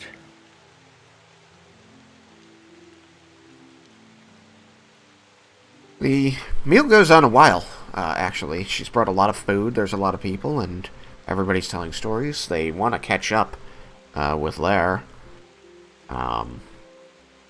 They regale old stories. None of the embarrassing ones that you'd asked for earlier, however. And they ask for his own. I didn't get my answer for what show he did. Like, that's right, he's concessions. That's right. Sorry. Yeah, because they had mentioned that they tried to get him to do the trapeze once, Yeah, and there were a lot of broken bones. yeah. I remember after now. that, Most of them his. Not. some of them are dolls.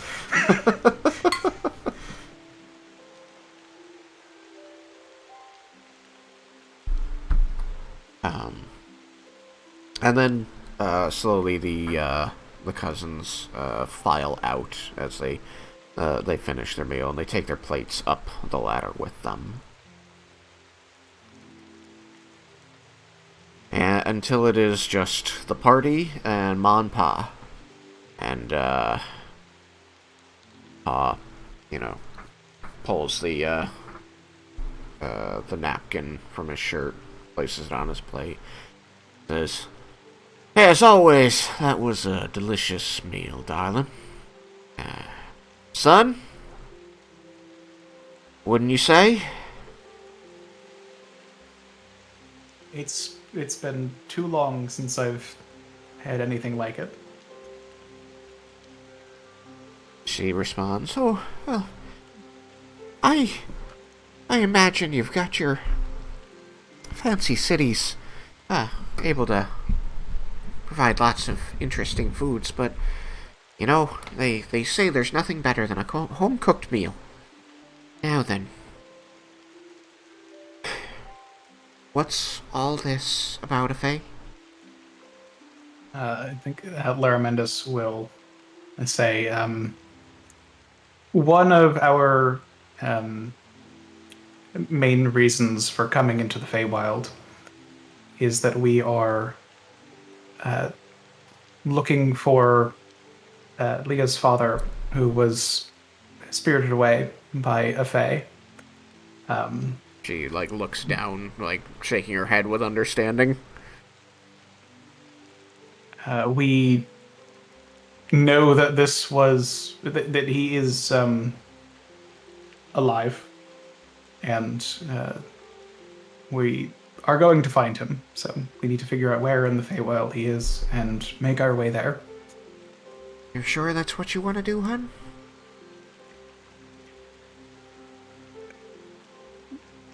Yes. First of all, he is a friend, and second, the material plane will be in a bit more danger if we do not find him. But the Fae are just so dangerous.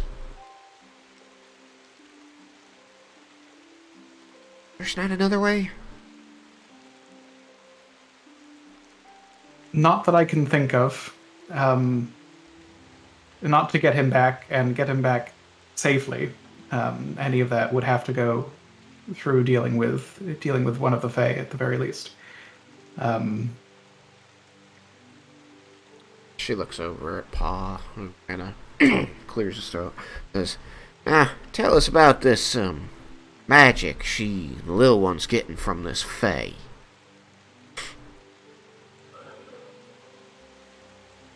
It's, similar to the magic that I do, that I studied at the university for. Different people can derive their powers in different ways. Mumbo jumbo. I just want to know, if her father can get taken away, what about you? What about the rest of you? Can't you all be harmed by this? Forgive me for interjecting. Or wait, if these guys alone? What? We're all there. You're all there. Yeah, so it's the party and the parents Okay. at the table, and then that's it. Okay. So, forgive me for interjecting. Why don't we, inform Pa about the origins of the Fae so he understands the relationship between Leah and the Fae. To understand why it's in our favor right now. If that would be a better idea. I can certainly speak to what we know of that. This particular Fae is a fairly new Archfey. Was it only a month ago? It was like right at her birthday, so April 13th, I believe that was. Okay, so 2 months ago. Was it April? I thought it was May. Are you May 13th? Okay. Sorry, I thought it was think it April. was May. Um, I can find it. It's in the diary. I just haven't looked at it in a while. sorry. Yeah, I think it was only a month ago. Okay. About a month ago, um, through a ritual involving immense amounts of magic performed by a wizard from another plane, a friend,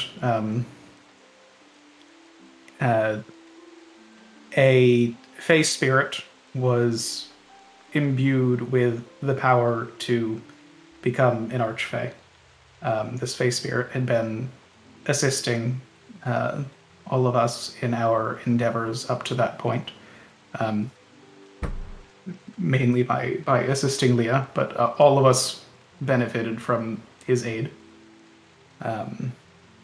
And now, well, I don't know exactly where he is in the Feywild or what he's been up to in the intervening time. Was there something specific that you wanted to be discussed, Yukikaze? Oh, just for the fact that, he's been helping us for a while. We assisted him in becoming an Archfey with the association with the wizard, and that he really cares for Leah. So it's not anything binding or that we have him held against his will, or he's doing everything I don't know how I want to put it. It's a very positive reason why he's Leah's patron.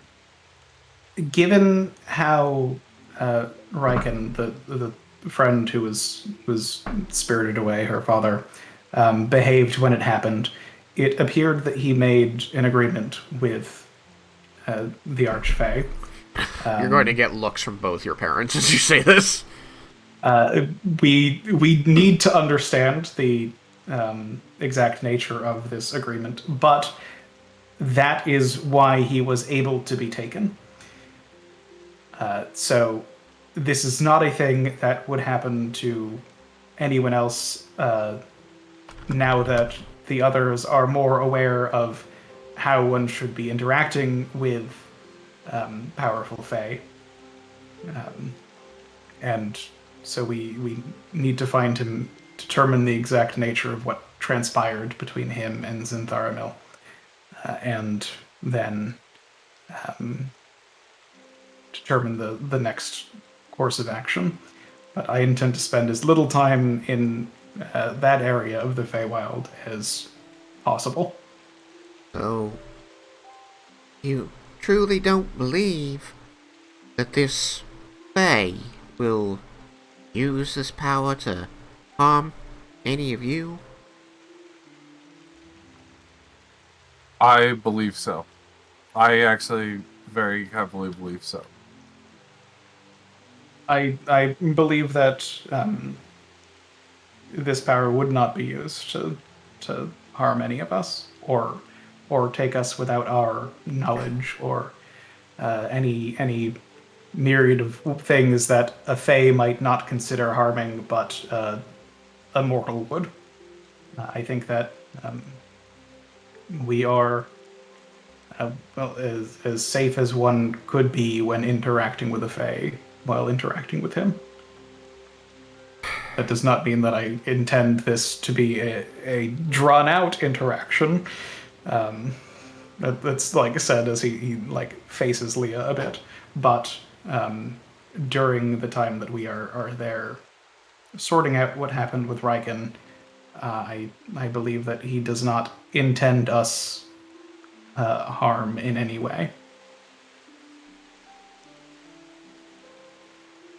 And you have any idea where this Archfey's domain is? Since it seems to me that's where you're gonna need to go.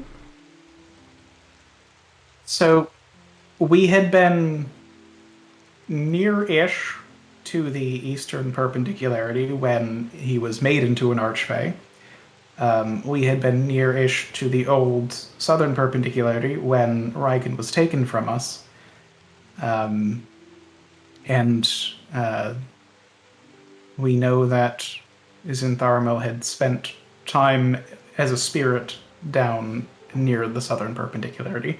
But as to where exactly his domain is, I currently do not know. I will attempt to send to Raiken to see if he has any idea. Yeah, I was thinking of scrying on Raiken. At least then I can see that he's okay, and I can see the environment around.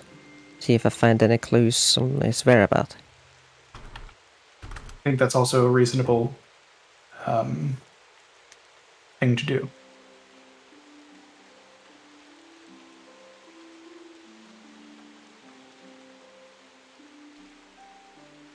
So, you don't know exactly where it is. And it's an Archfey who's gonna have a domain, so it's definitely out there. Wild. And your group has never been to the Feywild before.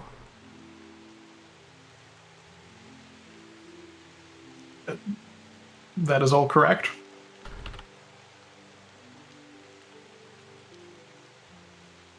I think you're gonna need some help, son.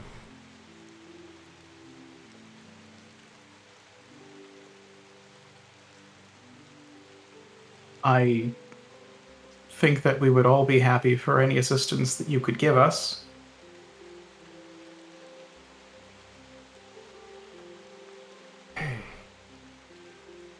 Do you have any information about a new Archfey setting up a domain somewhere?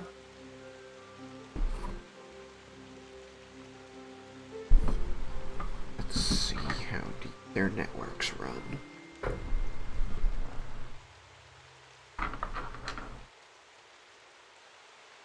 Since Armel did let me know that the location he got was previously unoccupied by any other protectors, but it needed some work.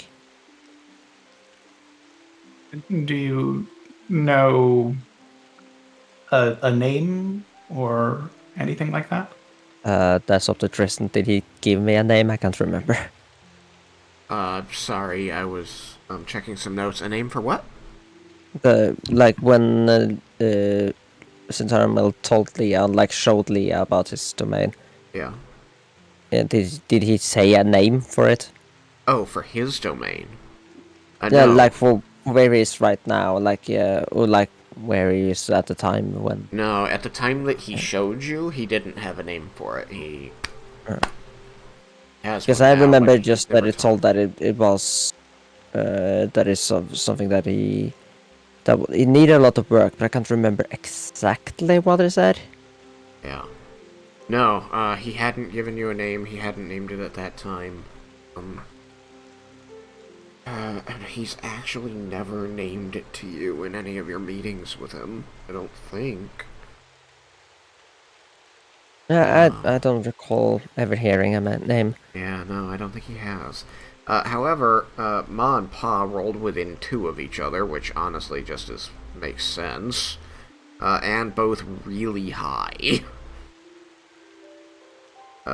Which is good, because it really pays to be paying attention to these types of things when you do the work they do.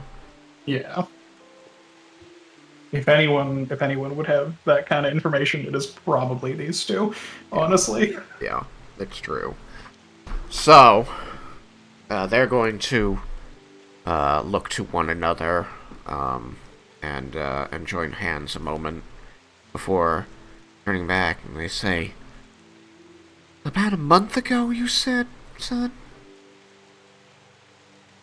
Yes. And that's when he would have gained his power, and so shortly thereafter he would have been trying to establish his domain. Well, it's a little tough time-wise, as you know, in the wild, but judging by our dates of dealing, in the city-states, there is one thing that comes to mind.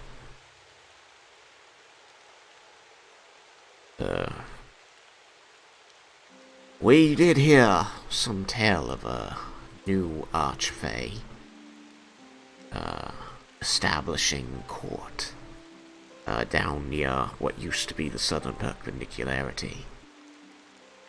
We don't know, kinda, like, grimaces and looks to his wife, much about him, other than that goes by he, and, seems to be, some sort of, fall kind of guy, where that places him courts-wise, suppose, winner, but the domain, has recently been named, Autumn's Elegy. There did seem to be a lot of autumn when Raiken had been pulled into the Feywild, so given the dates and everything else, that seems like a good place to start, and allows me to, when I send to him, confirm that that's the location. Does also match with my, like, vision of the place. When Centarma first told me about it.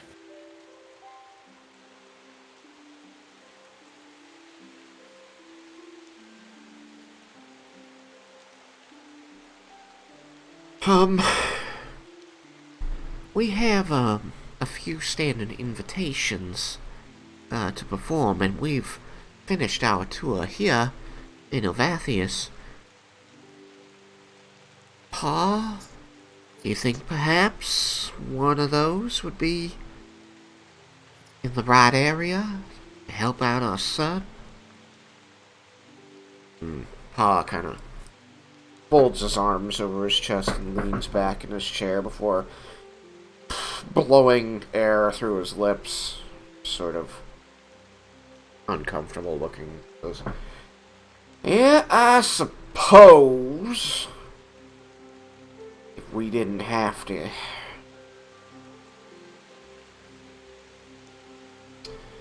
There's a path we can travel that would take us down that way, where wouldn't run afoul of too many Fae. And if your friend is as friendly as you'd like us to believe, boy, suppose we could park the wagon a moment there for you.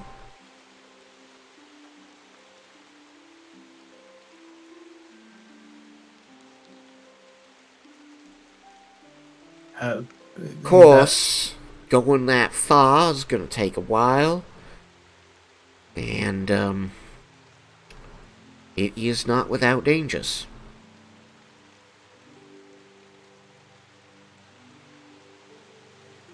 My companions are quite well equipped to deal with many types of danger. Well, he says, scratching his head, I suppose there is a rather faster route we could take if your friends are going to be keeping the wagon in one piece. Yes, I say we take that route.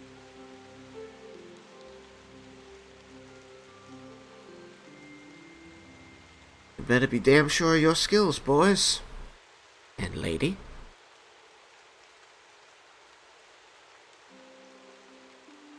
I am.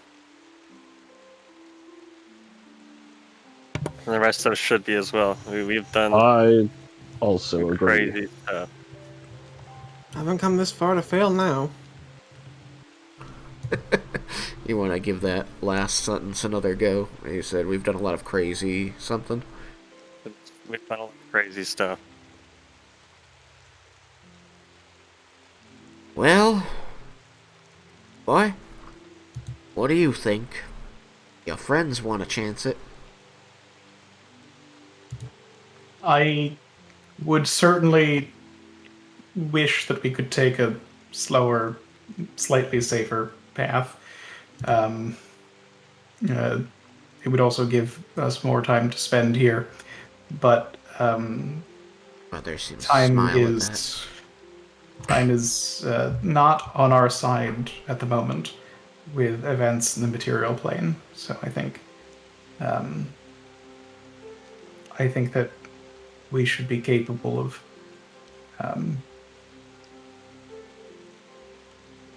keeping everyone safe here and take the more direct route.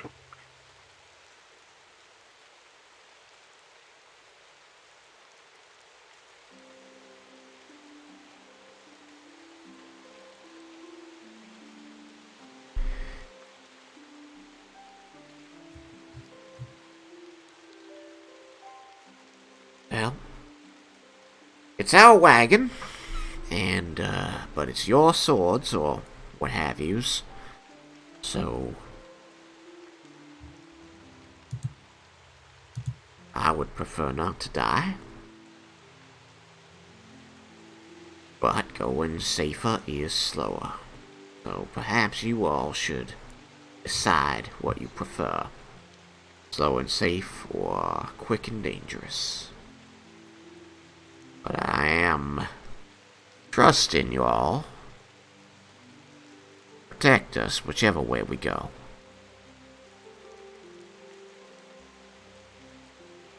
I go quick and dangerous. I think we can protect everybody from whatever danger there is. I think we can protect I them, don't and know. we don't We have we time used to lose. we used to protect things in the material plane. The fabled is something else entirely. Time crunch. Well, for me personally, it's Laraminda's family, so I would defer to him as his choice.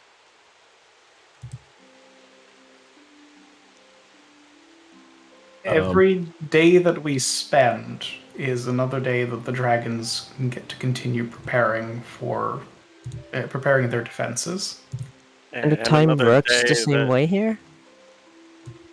It doesn't, and that's part of the risk. The more time we take here, the longer the path, the higher the chance that we go through some bubbles, which are going to extend our transit more than they should. I'd really like to be at my sister's wedding. But also, There's a wedding? there is a wedding. My sister is getting married. What's the date again? Congratulations! What? She's getting married June 10th. But what's the current date? Today will be the end of June 6th. Oh She's boy. getting married in 4 days. I'm running out of time. Sorry, buddy. Pat, We gotta find Raiken and then get there, and then we can think about other things. We gotta hurry. I really don't want to miss her wedding.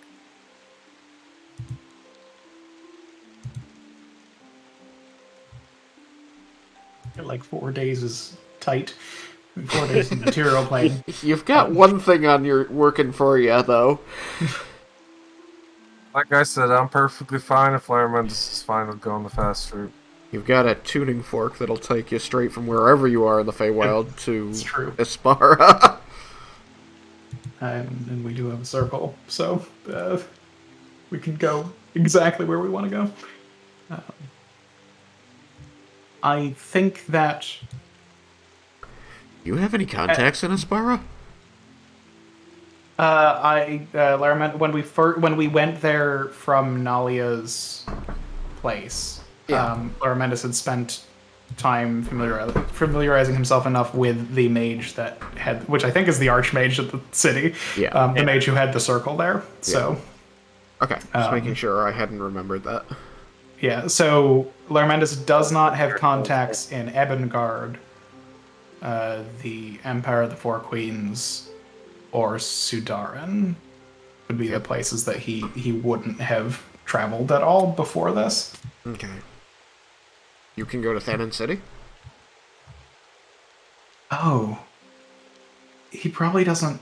He traveled in Thanandir. I don't know if he traveled long enough with Like, you definitely anyone that didn't would get still it be during alive. the game, but would Yeah. Thanandir have been a place before the game?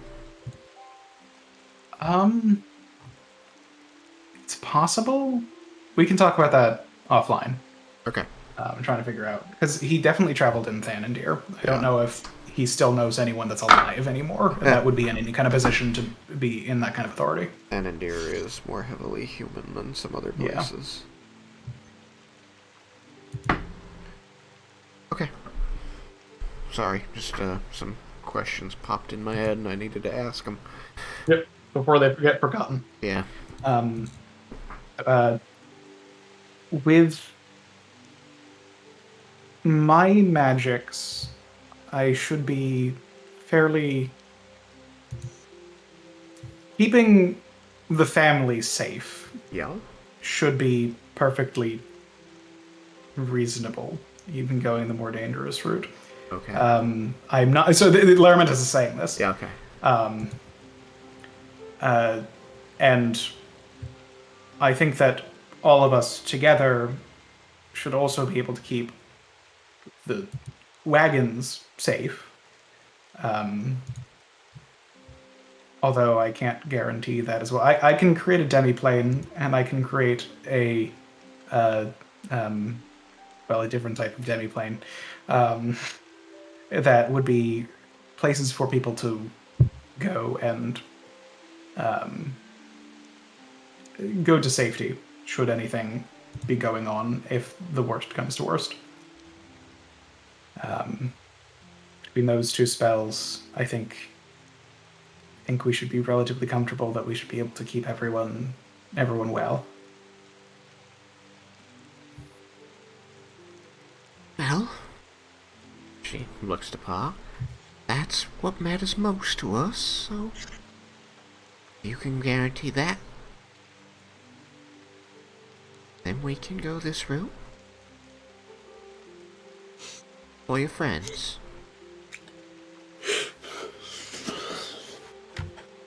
To Pa, he will say, the mansion is quite comfortable and has everything that you could want.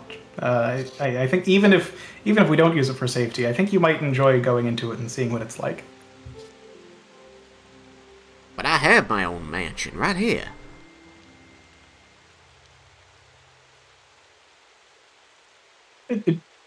Don't you want to see mine?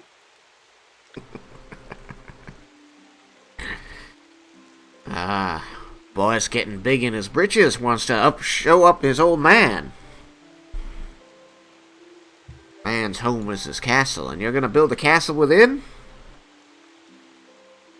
I don't know what would happen if he cast Mordenkainen's Magnificent Mansion within The the wagon. While it's moving, while it's under its own, very clearly under its own magic. I just mean more for the not necessarily the moving bit. I mean, it's specifically for the its magic being fairly, kind of similar-ish, and so planes within planes. Well, I'm going to tell you that there's a fun old example of somebody putting a bag of holding in a portable hole. Look, both of these things are very different than a bag of holding and a portable hole. They're really very similar. I think they're very different. Well, sorry, but the choice ain't up to you.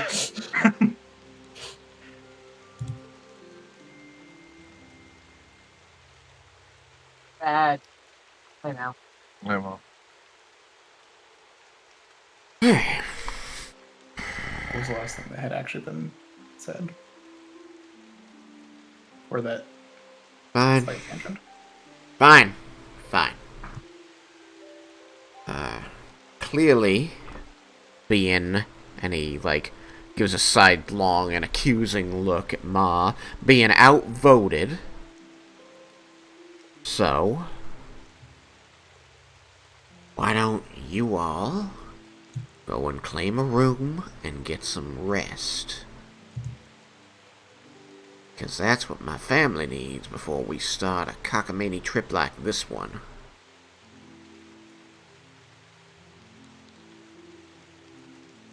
Thank you. We'll be sure to keep you all safe. Pa looks skeptical, but Ma simply smiles sweetly, says, "Yeah, it really is lovely to meet all of Leah's family. Well, friends." We are the ones who met his family.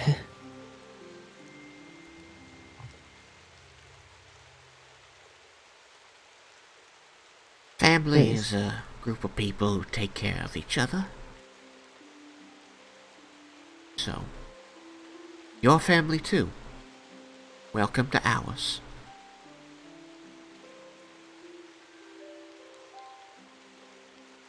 Thank you for being kind.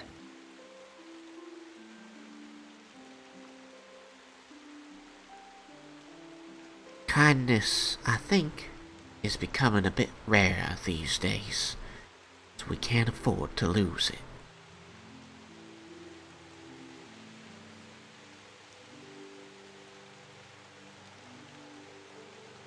Now come on, give Ma a hug and get washed up for bed, all of you.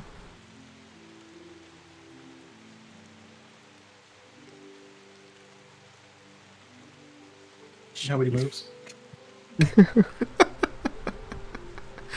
I said all of you now. And that is that way. What? Which way? Up to bed. Up the ladder where everybody else went. But not before my hug.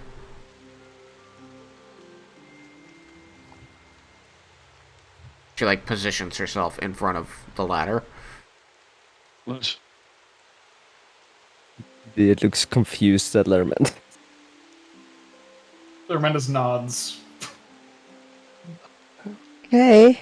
She steps up and gives her an awkward hug. She bends down and hugs you tightly. It's a very caring embrace, and she holds it for a while. She does not seem to be doing this automatically or against her will. She wants to hold on to you for a moment. It's solid Okay. hug. I don't know that your character has had a hug like this in a long time. Or ever. I mean, I know that you hugged Nalia, but she was in a state at the time. This is... That's It's a true. very That, different hug, then. that one was extended. But, she was... Hey, you know, Raiken's hugged her. Yeah, but yeah, but Raiken doesn't have bosoms. Yeah. Raiken's a cold lizard. This hug is warm and soft, and you can feel the love. not only is Raiken a cold wizard, he's no wizard lizard. He's also, very muscular and always wear armor. I feel like his hugs is probably going to be very solid. It's Yeah, I can see that. hugging a bucket. But yes, she,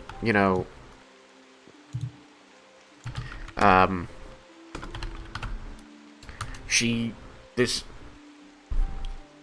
doesn't feel like just a hug of meeting or a hug in passing.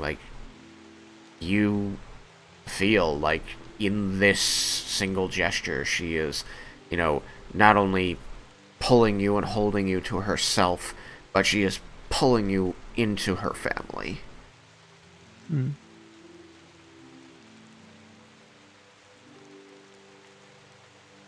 Yeah, she might notice that Leah is slightly shaking a little bit. She, holds as long as you let her. She'll be kind of like stroking your hair a little. You can feel her like unknotting it in places.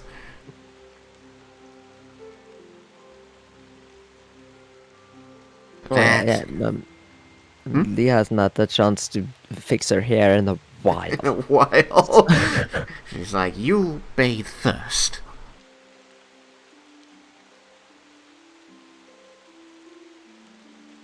She, releases you. You feel it, like, as she had, pulled you in, she'd lifted you a bit because she's just, taller than you are, and she's, gently set you back down. Says, alright, up the ladder. Go on, find the bath. Thank you. She climb up. And when you, hesitate a moment after saying thanks, she, like, fills in. She just says, Ma.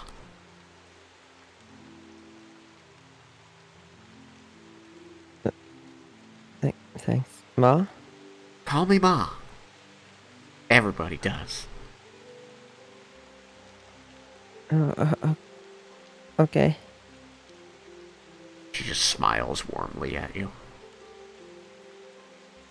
Leah looks a little bit pale. She turns to the next person. Still smiling. And then she climbs up the ladder.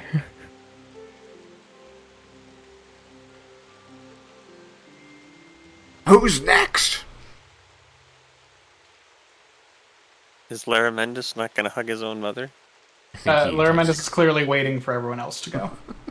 Okay. Lermanus gets last call. He gets the last and warmest of the hugs. I don't know if any hug is actually colder than any of the other ones. It's like he hugged all of us at that point. It's true. It's like hugging everybody, plus his mother. Yeah. Without the wobbly pile that ultimately falls over because everybody's pushing too hard. When somebody stops pushing. So, alright, no one's gonna claim it, I'll just say you each get a warm, loving hug from this woman who seems to treat you as a part of her family and not as a stranger from outside. To the Dragonborn, she, like, reaches up. She almost, like, has to, like, get up on the first rung of the ladder and, like, reach out and, like, fall onto him. Like, oh, you're a big one.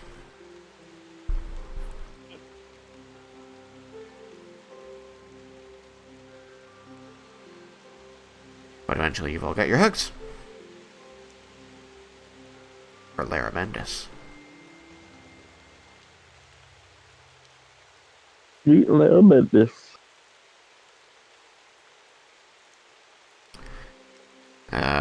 You all head up the ladder, leaving Lair with his parents.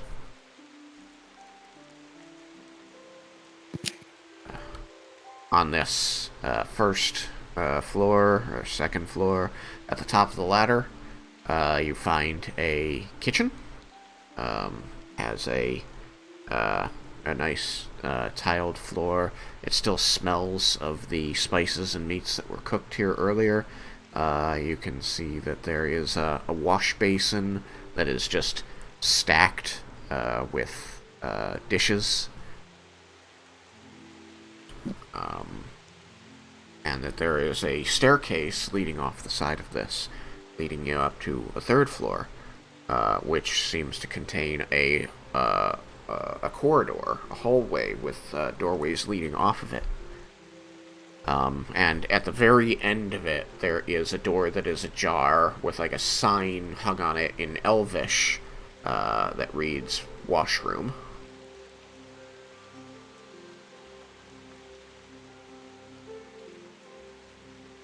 Does Leah know that word?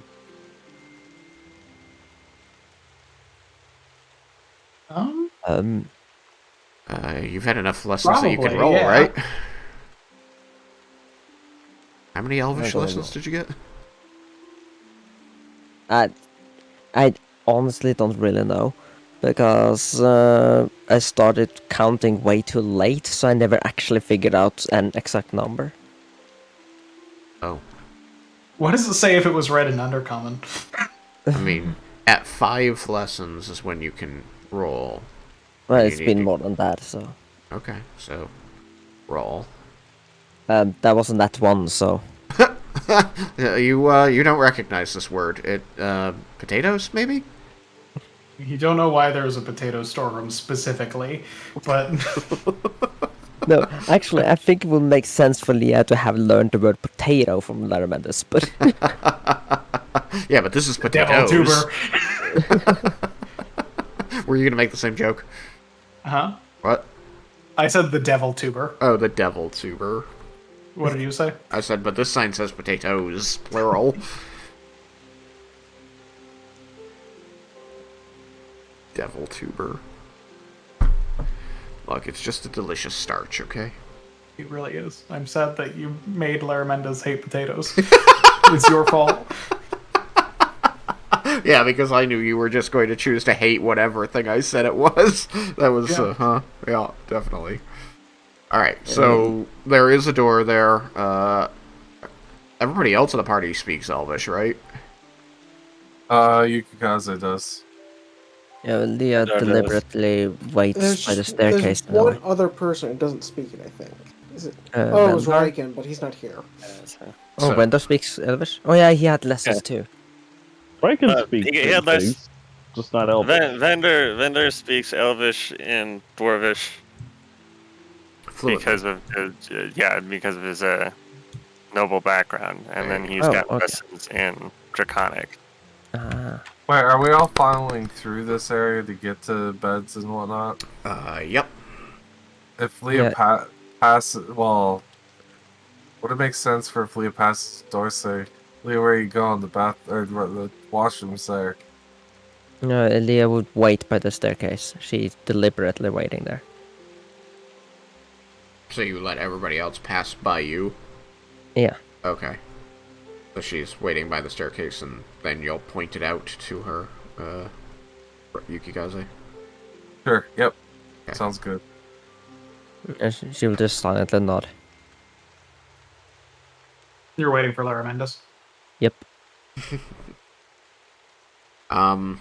You, again, as you came up to this corridor, there seemed to be, maybe 10, 11 doors besides the, washroom door.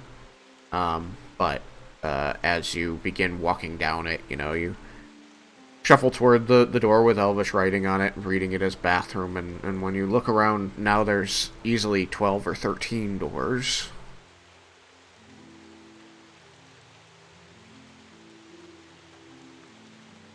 Some interesting magic. And 2 of them are open. And within you can see that there are a few beds. It's a small space, but there's 2 sets of bunk beds in each. So each room houses 4 people.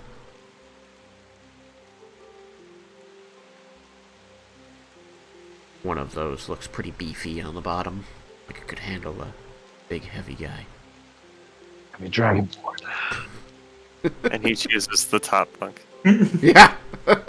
And it just collapses down onto Jebel, who took the big bulky bed. And then got he's on the much big bulky bed. activities. No problem solved. He's where he needs to be.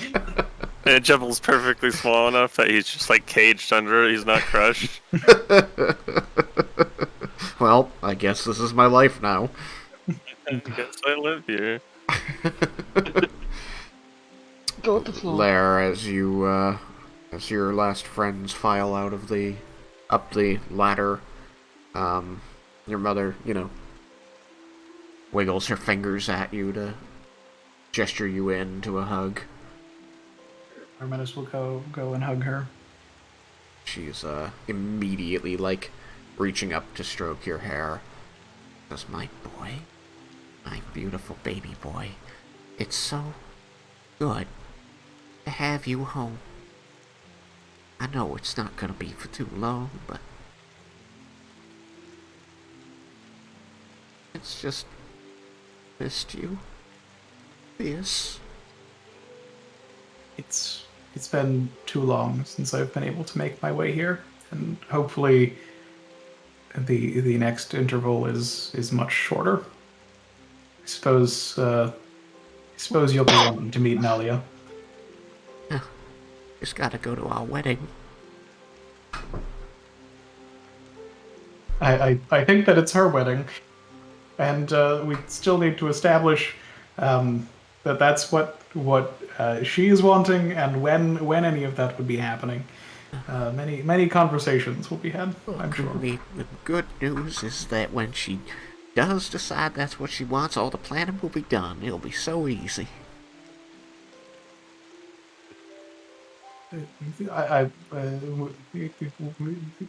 We'll see. I'm sure she will have some input into the planning if she wants it. We'll catch her up.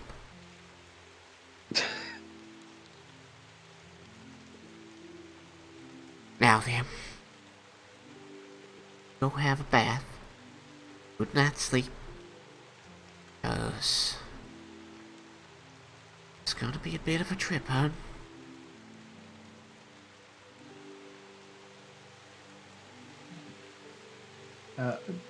Let me summon the unseen servant again to help with all of those dishes. You're good. I knew I raised you right. Your pa said I messed up when you left. I'll look over at Pa. Seeming to realize he has been addressed even though he wasn't paying attention before this, he sort of grunts and goes, huh? Whatever she said, you know it ain't true. Those are some, interesting friends you have there. They certainly are. Just make sure you protect this family from them.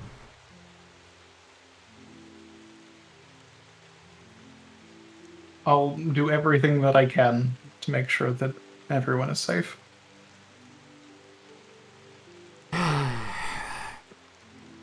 I'm gonna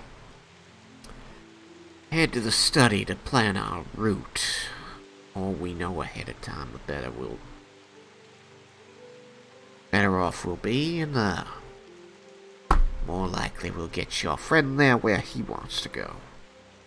He like stands up and like squeezes past your mom to get a hand and foot on the ladder, or twisting back and reaching a hand around her, for a shake. Says, glad you came to visit, boy. Real good for the whole family. We were lucky that when we made our way over, we were able to run into you in the city. Yeah, well, you were lucky we was in town, but I don't think luck had much to do with me finding you. Your friends there were shouting your name to the dickens out there. Couldn't have missed you if I tried. Anyway. Sorry if I hurt your friends. It came from a place of concern for her own safety as well as everyone else's, and that is admirable. But thank you for your apology and being able to change your mind on that.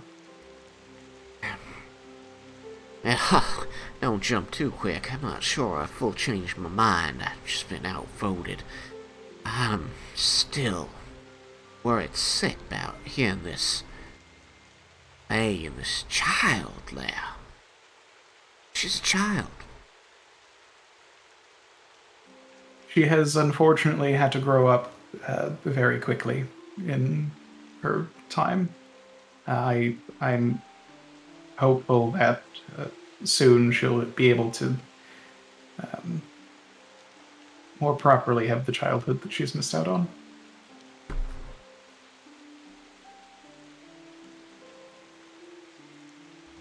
I hadn't done anything half so dangerous by my 100th birthday, much less my... What'd she say she was? Baby.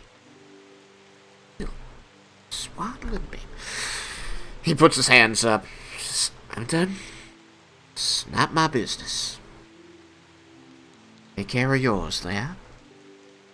You know, and ours, of course, because we're also yours. You know what I'm saying. Good night, boy. Good night. Climbs up the ladder. Your mother is still holding you. I'm going to need to go up the ladder so that I can cast that spell to help you with all the dishes. She's gotten to the point where she's just sort of swaying a little bit while her arm still wrapped around you, and you just hear her kind of grunting, like into your chest. I might. It sort of like tries to like turn a little bit and begin casting.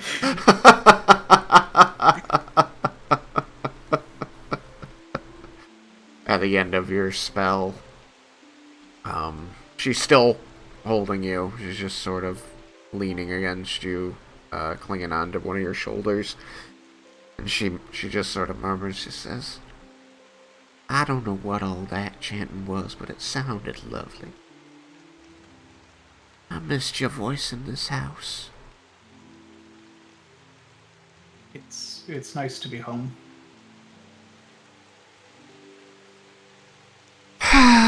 She sighs and finally loosens her grip. I guess we best get started on those dishes. Lara Mendis is also going to assist her, so that there's the unseen servant and him working. It isn't. He's just like, and magic. So long.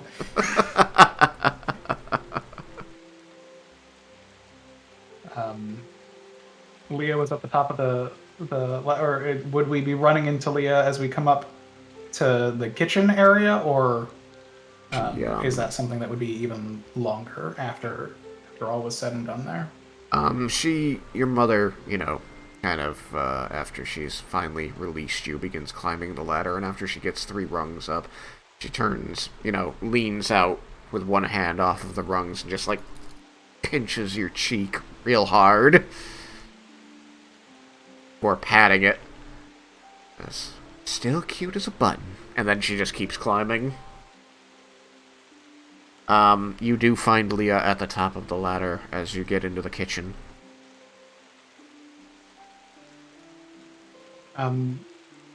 Was there something you needed? But hold up. So, the mother comes up first, right? Yeah. Yeah, as Leah hears someone come up the ladder, she will quickly get up and rush up the stairs. Oh, okay. Then never mind. You don't find Leah there. Then Lara Mendis goes with his mother and assists her in the kitchen, and You're able to, with the help of the unseen servant, get through all the dishes in minutes. Magic is wonderful. Yes. She, wipes off her hands on a towel, sets that aside, pulls you in for one more kiss on the cheek, and says, I'm going to bed.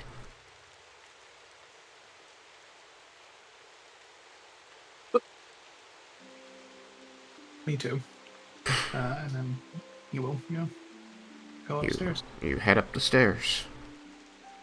Are you at the top of the stairs, Leah? Well, they're at the kitchen for a long time, right? No. They were down below talking for maybe 15 minutes because of the 5 minutes of chatter and then the spell casting. But the dishwashing took 3 minutes. Okay. They got through that really fast. Yeah, then she would be hiding there, hiding up upstairs, hoping that mother won't notice her. Mother, just sort of comes up the stairs. They seem to be walking more or less together. But she, eventually drifts off toward one of the rooms with a slightly more ornate door than the others. She puts a hand to one of her pointed ears and she says, "I don't hear anybody in the water. Your friends know they can bathe, right?" I think that they had all been taking care of that when we were at the university earlier in the day. Alright. I hope they all know that it's available should they. I said it, plain as day. Anyway, remind them they're welcome to it. I will. She goes into the room, disappears from the hallway. Yeah. Do you Larmendus, do you like go check out the bath?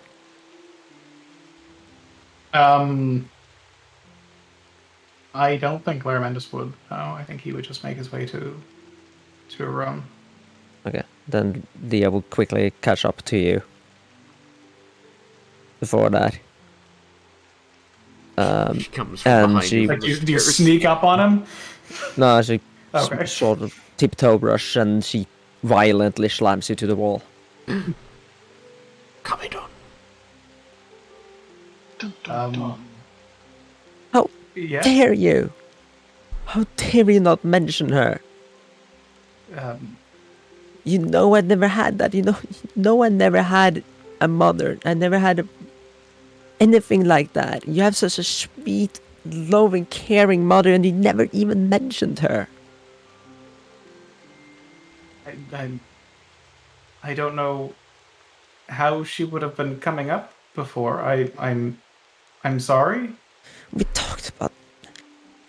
We've always talked about stuff and you never talked about your family and that's fine, but she deserves better. You didn't as far as I know, you didn't even send her any messages. You didn't know about knowledge. You didn't know where you've been.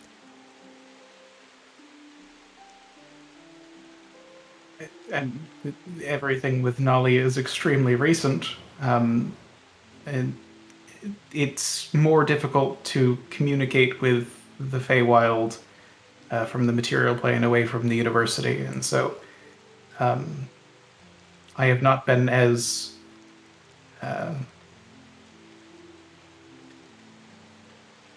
I have not let them know what's been 200 going on. years, Larmendis, you could have made time. It's been 200 years since I left the Feywild. During my time at the university, I was able to write more occasionally and let them know what things were going on. But She was clearly worried about you. If I had a mother, I would have given her everything. Know that.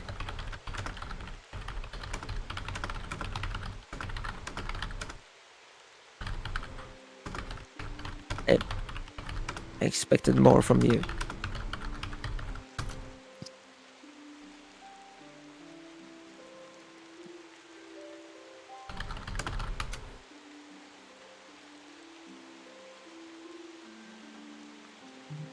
you just getting a message.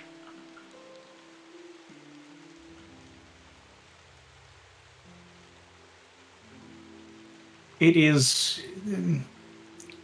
It's true that I haven't been present recently, but I'm sure that even if I had, they would be treating me in just about the same manner. Anytime any of us goes away for any amount of time, it's as if we were gone for years and years and years. That's how they are.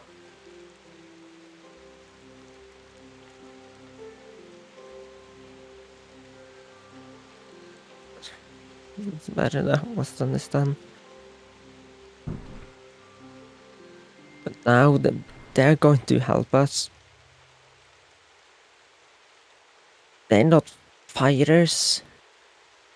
We can protect them, sure, but they're getting into this danger because of us. Because My- of me. My family are amongst the most skilled travelers of the Feywild. It's just how It still doesn't make it surface is fair. down. I've done stupid things in my short, worthless life. I've been fooled by many creatures, and I brought this madness over myself. It doesn't have to affect others, innocent people like those. I do not like this, Larmendis. They don't deserve to be put in this danger. Your life is not worthless. It's extremely meaningful to everyone that you've met, and everyone that you will meet. As for the danger that we're going into, traveling in the Feywild at all is dangerous.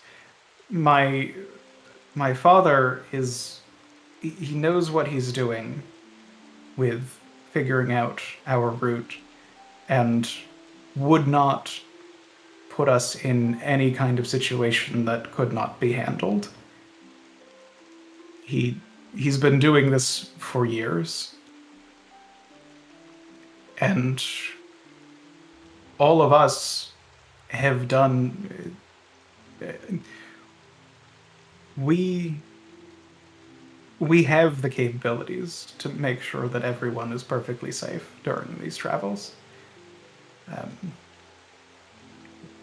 And we will.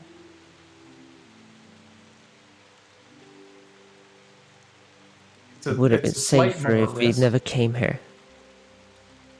If we had not come here, then they would be traveling through the Feywild in a slightly different manner, and anything could happen to them. It's a risk that everyone here is aware of and keeps close. But I- with us I here, bet- we can make sure that those risks are minimal. But what if they're right about Sintaramel? That he can just whisk away anyone. He just took that away, and Lorelei, without any notice, without even telling me. He could take any one of you. I'm putting all of you at risk just by existing. We're going to go and speak with Zintharamil and get to the bottom of exactly what happened. Raiken clearly knew that he was safe and would be able to return. And so whatever happened between him and Zintharamil made him believe that. So we'll find out what has truly happened and make our more informed decisions from that point. The Fae work in odd ways and can behave in manners that may seem counter to what mortals are aiming for, but they can. Zintharamil clearly cares for you and would not do anything that would bring you harm. And anything happening by his power to any of us, I think, might be under that umbrella.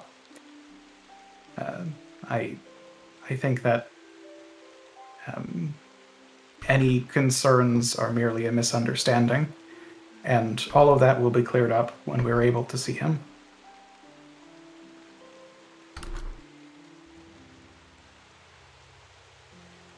There's still a thing you don't know.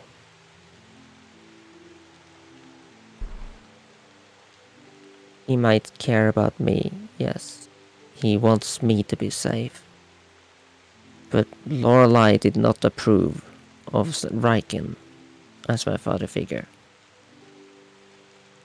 She didn't like him. She felt he was too bold and on the wrong path. If she convinced Centarmel the same, wouldn't he think of Raiken as a threat?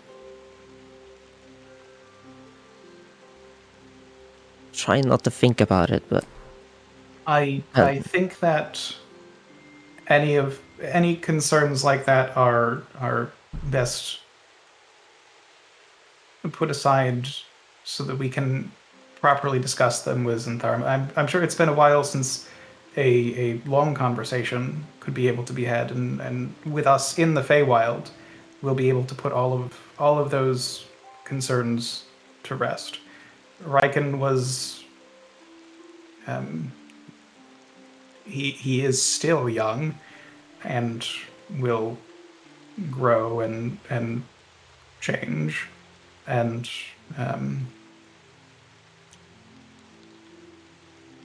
more importantly, he's the one that you care about in that respect. I'm sure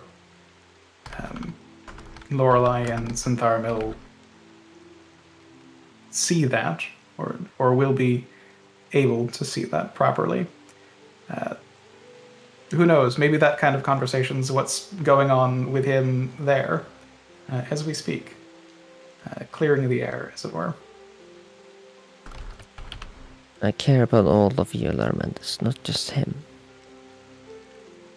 And as your mother said, we are like a family. The closest to it I've ever had.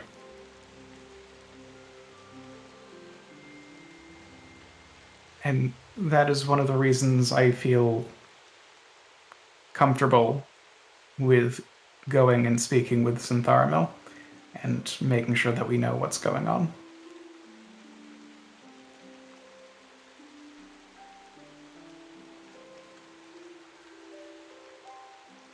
Just promise me one last thing. That during this trip, before we find Xantharmil, that you will do everything to catch up to your mother and make up for the time you lost. Whether you think you need to or not. We will have however much time we're able to travel together to make up for lost time, and I hope that as things get more settled in the material plane, I'm able to come back and visit again soon. Who knows, maybe we can take them into the material plane at some point. I think the show would do well there. Just note that not everyone are as lucky to have a mother, yet alone one as caring. Please don't let her go to waste.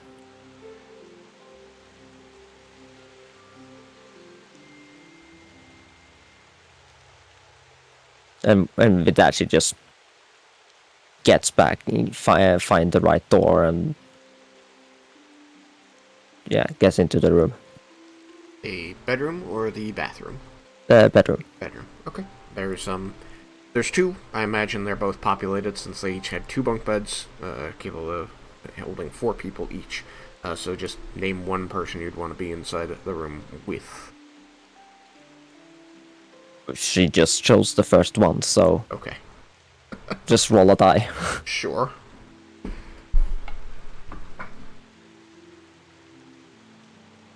It's always easier when I have to listen.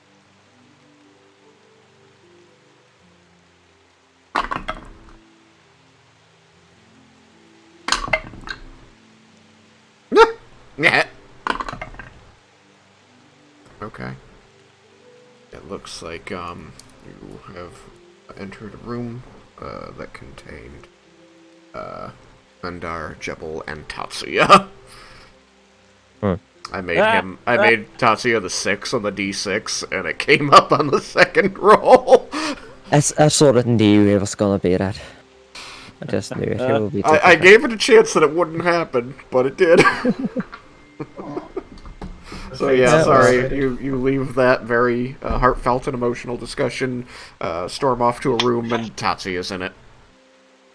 immediately turn around and go choose a different room. You could. Nah. She's not gonna walk back out there, so she finds an unoccupied bed and just crawl in it. Don't even bother changing. She just hides under. I imagine that the space that's available is the one above Tatsuya, but I'll double check. I just imagine that Vendar and Jebel are sharing the other bunk, but I'll ask them. Vendar, Jebel, are you going to share the other bunk? Yeah, sounds good to me. Yeah, sure. Why not? Funnier that way. Funnier that way. So yeah, you're stuck having to climb up And I'll over. pick the top bunk. Vendar's on top. Oh, Got I it. thought Tatsuya was gonna take the top bunk with Jebel and fall on Jebel. You can fall on Leah instead. No, he would take the bottom if it was needed. So, yeah, you have to climb past Tatsuya. Okay.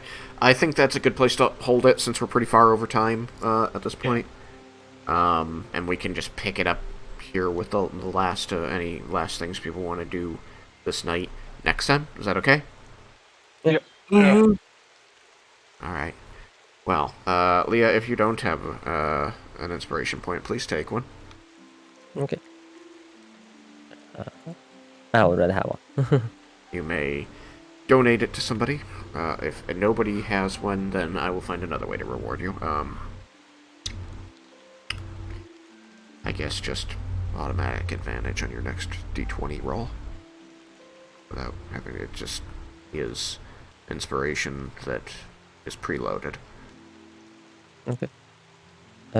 Does anyone not have inspiration? Vendor doesn't have inspiration. Then Vendor can have it. Okay. And there you have inspiration. And with that, all of you, please take 1,000 experience. And we shall call it a night. Good night, guys. Night. Night.